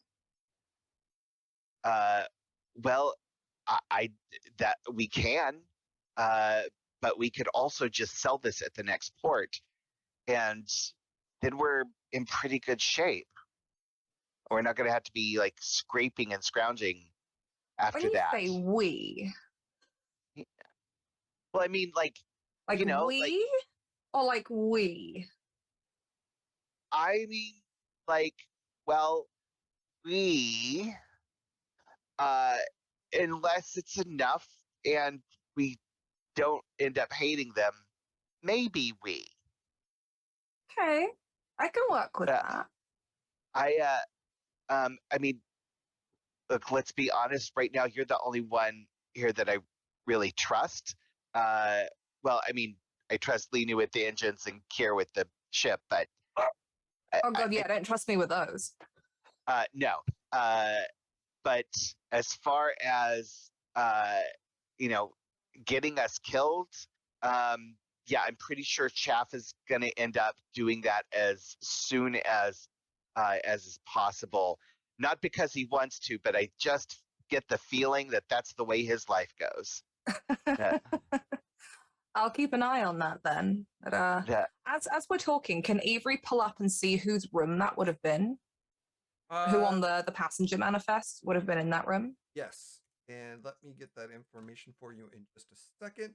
It appears that would probably have been Radiford Dowell, the senior business executive of Zan Corporation's Droid Tech. A young executive. It's one of the missing ones, right? Yes, one of the missing ones. Probably he had it on him and things were going south. He probably hid it in there. Stashed it. And then forgot about it when things were happening so quickly. You want to hold on to it? Yeah, I'll hold on to it. I just, I do not know how to fence these kinds of things, so I figured. The massive smile comes across Avery's face. Oh, I've got a few friends. I thought you might. And look, I'll trust your judgment on the others. I don't dislike them, but right now I'm just kind of more looking out for me. That's a smart thing. Kept me alive for long enough. Let's see what they're like when we pull into a port, because generally the kind of people buying that on the less than legitimate market, well, they tend to get a bit nervous around new people. Yeah. Why don't you show me where that compartment is and then put it back in there for safekeeping? Because only the two of us know, and maybe keep it quiet until we manage to fence it off somewhere. Yeah. I mean, if we're going to share it with them, better to be a surprise. I mean, a few credits is always a good-looking gift, right? Right? Exactly. Yeah. So I'll we'll go back to my room and I'll show her where the compartment is and hide it. So, yeah. Which I realize I have now, even though I don't know her very well either, but she better not betray me. That's a good point. This is a good time. Let's, everyone give me a perception check. And then we'll get to Kier. But let me set the dial real quick. I forget that we have to wait for the dice to be set. Oh no, I'm not even indicating they were set. Ooh. All right, go for it. There we go. All right. Chaff. Another perception check. Yeah, another perception check. Clicky. Oh. All right, Chaff and Clicky. You will know that Shiloh is and Avery is coming out of Shiloh's room as you're doing the halls, things of that nature. There seems to be Avery has been in Shiloh's room, and they seem to have been discussing something. But what you caught, both of you kind of caught over time, is that you just happened to be passing by. You were, heard something, and they kind of look. You hear that they stop talking when they see you, type situation. Look, he doesn't care one way or the other. Avery will just flash a big smile and be like, "So, what other strange tech do you keep around here? Like having seen Clicky helping Linu with like just handing over random bits of tech that he's found, and just kind of stands there." And Chaff is there too. Clicky and Chaff. Chaff was like in his room, and it was probably in that like, that one day of like, oh, he heard your door open, and kind of twice, and he kind of, Who's going where? Was this the one you were telling me about, Shiloh? She kind of points at Chaff. And just gives him a smile. Yeah, he's not so bad once you get to know him. And I just kind of, I am not like, I'm not smooth. I'm not cool. Avery's just leaning up against the side of the ship corridor now, like really casually. So what do you do, Chaff? I make deals. Huh. What kind of deals? Moving things from one side to the other, making things exchange hands, and making sure the money ain't dirty. Oh, it's the best kind, though. Yeah, that's kind of what I do. If you got it, I can sell it. Huh. Interesting. You and I seem to have been in the same line of work.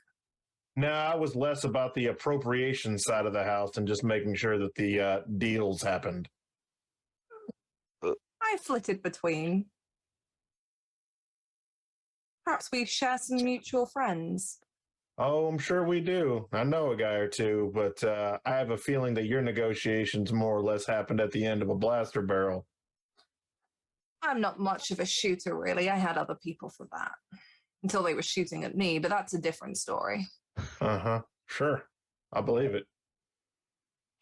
You don't do a lot of negotiations at the end of that fancy blaster, Chaff? Don't need to.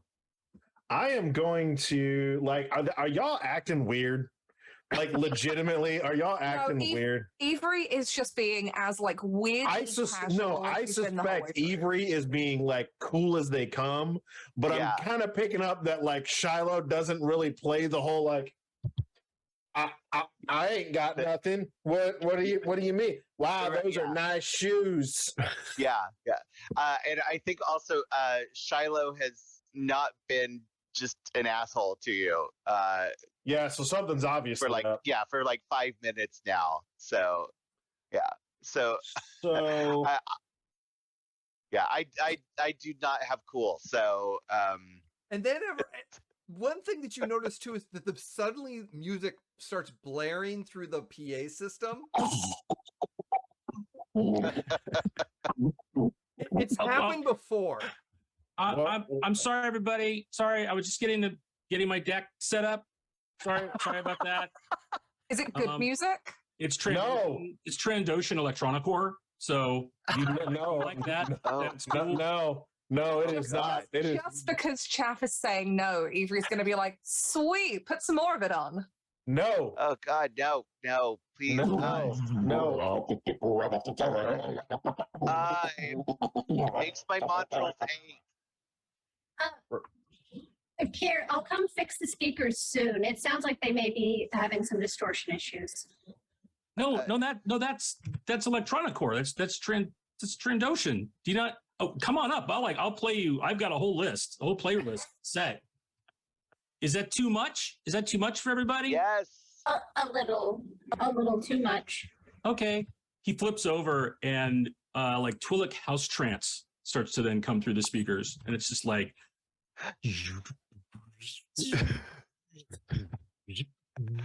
it's like very chill.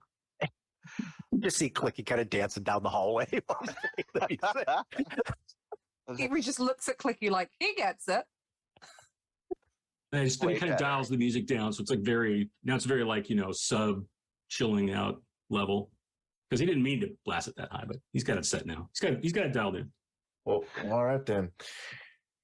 Thoroughly distracted at this point. Yeah.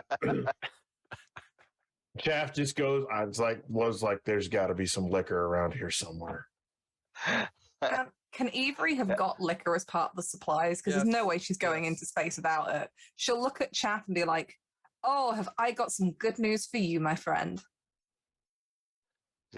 Kind of doubt it, but we'll see. She walks back to her room because 100% she's taken a couple of bottles for herself. Walks back to her room and comes back with like a bottle of something the equivalent of space whiskey.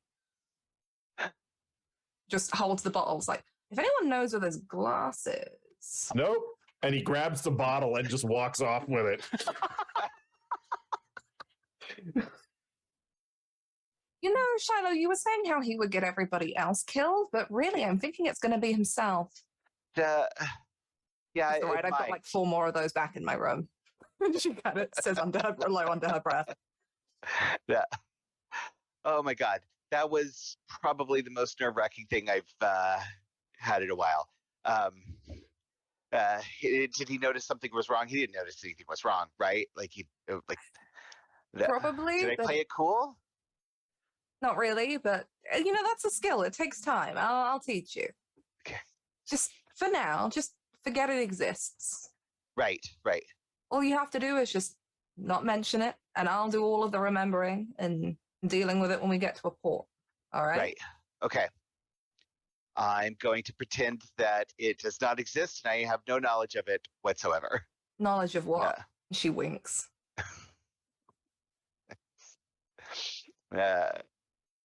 You want a drink? Absolutely, I do. And Avery will go back with Shiloh to her quarters, and there are no glasses in there. She hasn't bothered with that. There's just a bottle. Another bottle. Yeah. We'll do this like teenager style, sat down on some pillows, passing a bottle back and forth. Yep.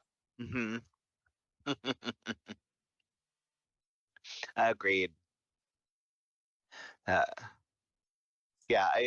I think Shiloh just had kind of an instant comfort with Avery, and has like, even though there is no reason for him to trust her either, they're just like,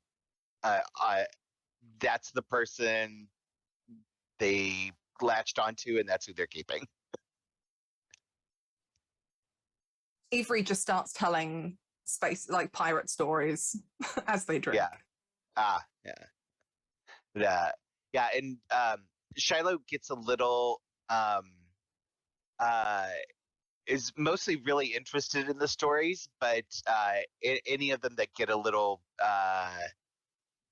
deadly probably starts to lose a little focus.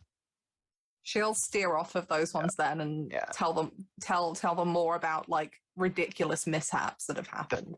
Yes. Yeah, and you can tell he's clearly got some tortured images going on in his brain.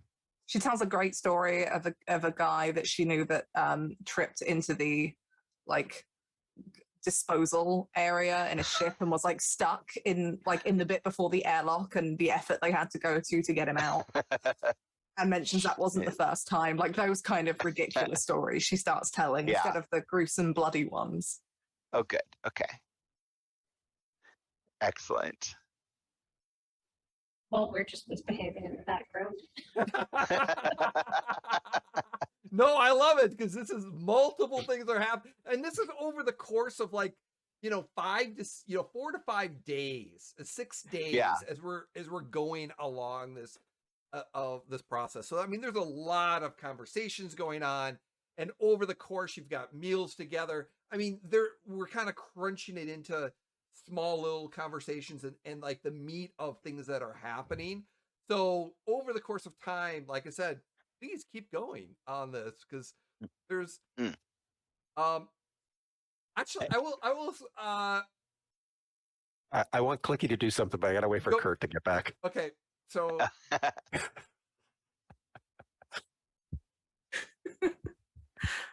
I need to make sure at some point here chats with Linu to get the transponder thing sorted. That is very important to him before we land at any starport, that we have the ability to be a different ship.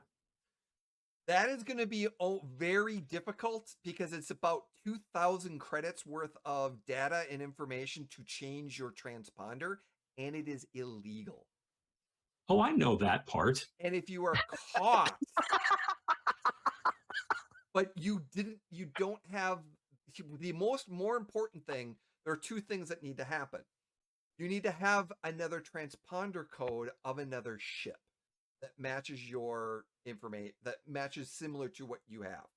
Second is you need to be able to slice into the BOSS system, and put that transmission in there to have it recognized. And one Lenu, of these I can get to work. probably do. Yeah. One of these I can probably do. One of these I probably can't Yes. yet. Yes, that is. Maybe later I can spoof. Okay, well he transponder would know that, so he's not going to suggest you do something that he would know how that works. Yep. So he would be more than just saying like, at some point we're going to need to do this. Kurt, I'm assuming Chaff went back to his room when he got the bottle. No, he's just wandering. He's just wandering. Yeah, like it's one of those things like space travel. Like he has no job. Like his whole thing is making the deal. Right. Like that's his whole thing is he's a face. So he's just kind of like, hey, we're in space.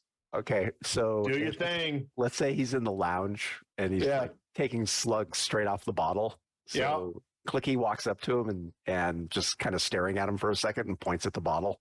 He just hands the bottle out to him. Okay, and then so you see Clicky pulls out, like, all of a sudden he produces like a martini glass, and then like one of those like big fruity, like I forget what the type of glass it's called. Basically, he's got two weird looking glasses, and you see him pours in both of the glasses. Where do you? And then he hands the bottle back to you and takes both glasses and starts walking towards the cockpit towards Kier. Hey, yo, you ain't allowed to fly drunk. That's not how that works. Where do you keep all that? And when he gets in the cockpit, he just walks up to Kier and hands Kier the smaller glass and then sits down in the co-pilot's chair and starts drinking. And Kier takes it and smells it. He's like, Clicky, you know that I don't drink. Did you just? I appreciate that you are being a nice guy. I do, but you should have this one too. If you have any mailroom juice, that'd be great. But Clicky, he'll take it back and he'll just alternate between both glasses.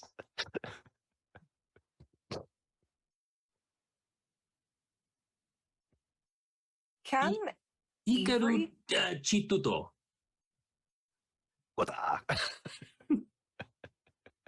Can Avery, like I imagine maybe after Shiloh heads back to their own room, kind of wander through to the cockpit? Because she's kind of spoken to everybody else, but she hasn't. Is it Kier?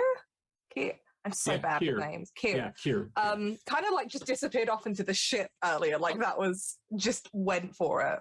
So I imagine that Avery wanders through with, the kind of partly empty bottle now, just comes through and like she did in the car, just leans up against something.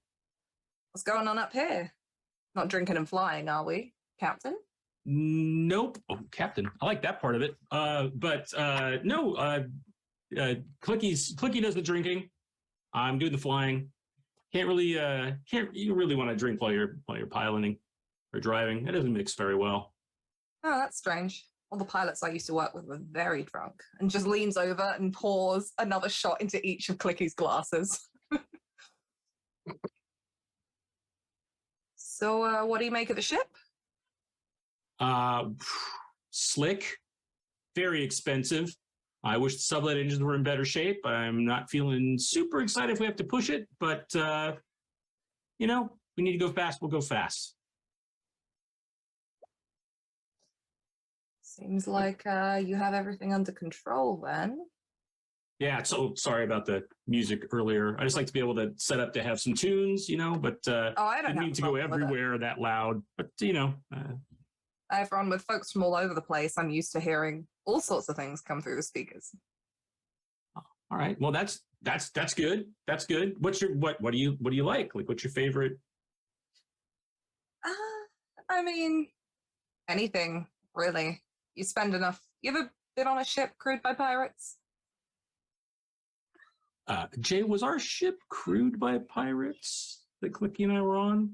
No, I wouldn't say it was crewed Not by pirates. Right. Not pirates specifically. I mean, we, went to places we had to go to do things we needed to do. But pirates, I don't know if I would classify it as pirates. Yeah, well, a lot of the time the playlist never lasts for more than about a minute until somebody changes over the song.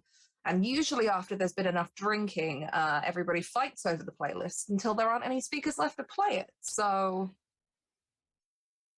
at this point, anything that isn't the sound of blasters is pretty good to me.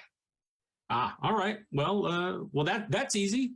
I've got a pretty extensive playlist, and I can kind of rotate it through. It's easy enough, especially since we're on a set course. It's a little boring, to be honest, but that's all right.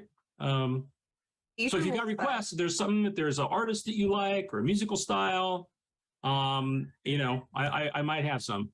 In the middle of this, Lidu would walk into this conversation. Avery, you said you were a pirate, and Quickie, you probably would have experience. I found 2 hidden compartments in the cargo bay. What's in them? But I can't access them. I don't know. I know they're there. Show me. And Avery will bring the bottle with her. Everyone's going to the cargo bay. I found a subroutine on the computer that leads to the. We'll have to find them physically, but I know they're there. Is Avery able to try and locate where these might physically be, just based on maybe having seen hidden compartments in stuff, or just what looks like it might have the space to be? Yeah. Compartment? Anyone who wants to go to the cargo bay with Linu and kind of look, give me a perception check, please. The dice are set. Oh, I keep clicking it before. Maybe I didn't. No, the dice are set, so it was good. Okay. Clicky found it. Like Clicky and Chaff. Avery will, yet again, if Clicky's still got the glasses, Avery will lean over and top them both up again. No, he would have left those in the cockpit. So, yeah, but She'll hand him the bottle then. So on the ship in the cargo bay, you're gonna see that I'm gonna do something for you.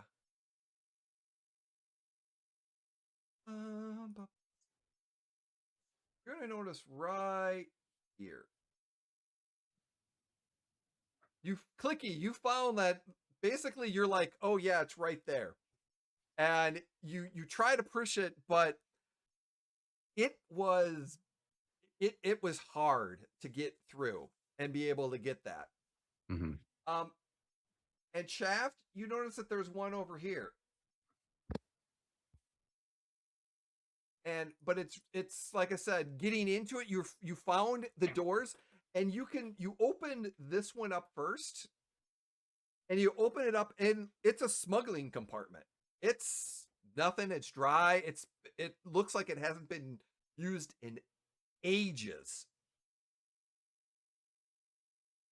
And then you go over to this one, and when you open up that one, you've kind of found where it is, and you kind of hear it in.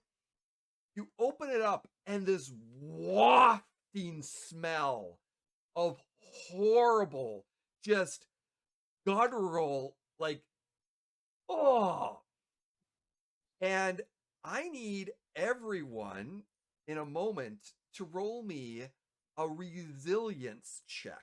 Oh, jeez. Oh. Let me know when the Like, dice are set. like everyone that's in the cargo bay, or like everyone? I'm gonna need everyone that's in the cargo bay. Because Okay. who is in the Are cargo we, bay? are we talking dead skunk? No.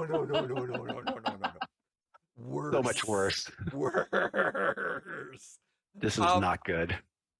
I mean, dead skunk goes for miles. It's yeah. So who is in the cargo bay? I should have asked. So everyone. So Shiloh and Kurt, you're not. No, I'm there. I'm in the cargo bay. Yeah, everyone so- but Shiloh and Kier. Shiloh and Kier. Okay, We're not. I will have you roll too, because eventually you're gonna smell this, because it's gonna go ship no. wide, and there might be a factor into this, because once the door opens, Teamwork. the filtering system will make it go through the entire ship. So please roll those wonderful resilience checks. Could I argue for success? Can I argue for cool? Because I know it's gonna smell bad, but making sure that I don't look like it smells bad. Because you rolled a success, Whew. I will say yes. But before you roll, I'm going to change the dice pool because of the setbacks that you had on this. Yeah. Okay. Go for your resilience check or your cool check now. Can I just flip a light side to auto pass? Nope. Okay. All right. So you're the reason why. So Curve, eventually you're gonna be fine. Avery, Chaff, Clicky, this is another Jawa group. You're fine. Okay. Shiloh, yeah, you've opened up Yeah. dead bodies before. Yeah. You're not phased by this much. Yeah. Linu, on the other hand, Poor You don't leader. have a mouth to throw up with, do you? at least no one threw up. I will say that much. I technically do. We figured that out, but like y'all haven't seen it for the most part. But the smell is going to permeate through the entire ship eventually by the end. But when you open it up, you get this wafting smell of just death. You will have a setback dice to everything you do for the next day because the smell is just wretched. You're going to have one black setback dice. But as you open up and you get in here, you see a large vat, and it almost looks like it's a carbon container, like for carbonite, like something's was that you carbonite things in. But you notice that there's some wet liquid on the floor as well, and some tubes and some wires that are hanging off this container that goes to the side that seems to have been attached to something. But as you kind of look in, it almost looks like something got out of the carbonite and put a little liquid on the floor. Avery, suddenly in the back of your mind, you went, those fuckers. Do I know what this is? No, but the pirates left a trap. And Oh, that God. is where we're going to pause for our next episode. Yay. Yeah. And just imagining Avery with the bottle, like watching this open, the immediate, like everyone covering their nose from the stench and just looking at it and just going, fuck. Takes the bottle, takes a really long drink of it and just hands it out to whoever's closest. And that is where we're going to pause for tonight's episode. We will be Lovely. back for episode 2, and you get to find out what's going on. What was in there? Thank you everyone for joining us at the Emporium. Watch our tweets and we have YouTube, so this will be going up on YouTube. again on our YouTube channel, I should say. And additionally, in that we have a merch store by this time. So if you would like and want to support us, also our Patreon will be going live by this time as well. So if you feel like you would like to support us, thank you so much. Lots of stuff here. So keep watching and thank you so much. And until next time, remember, be kind, don't be a jerk. And with that, we say goodnight. Take care. Bye.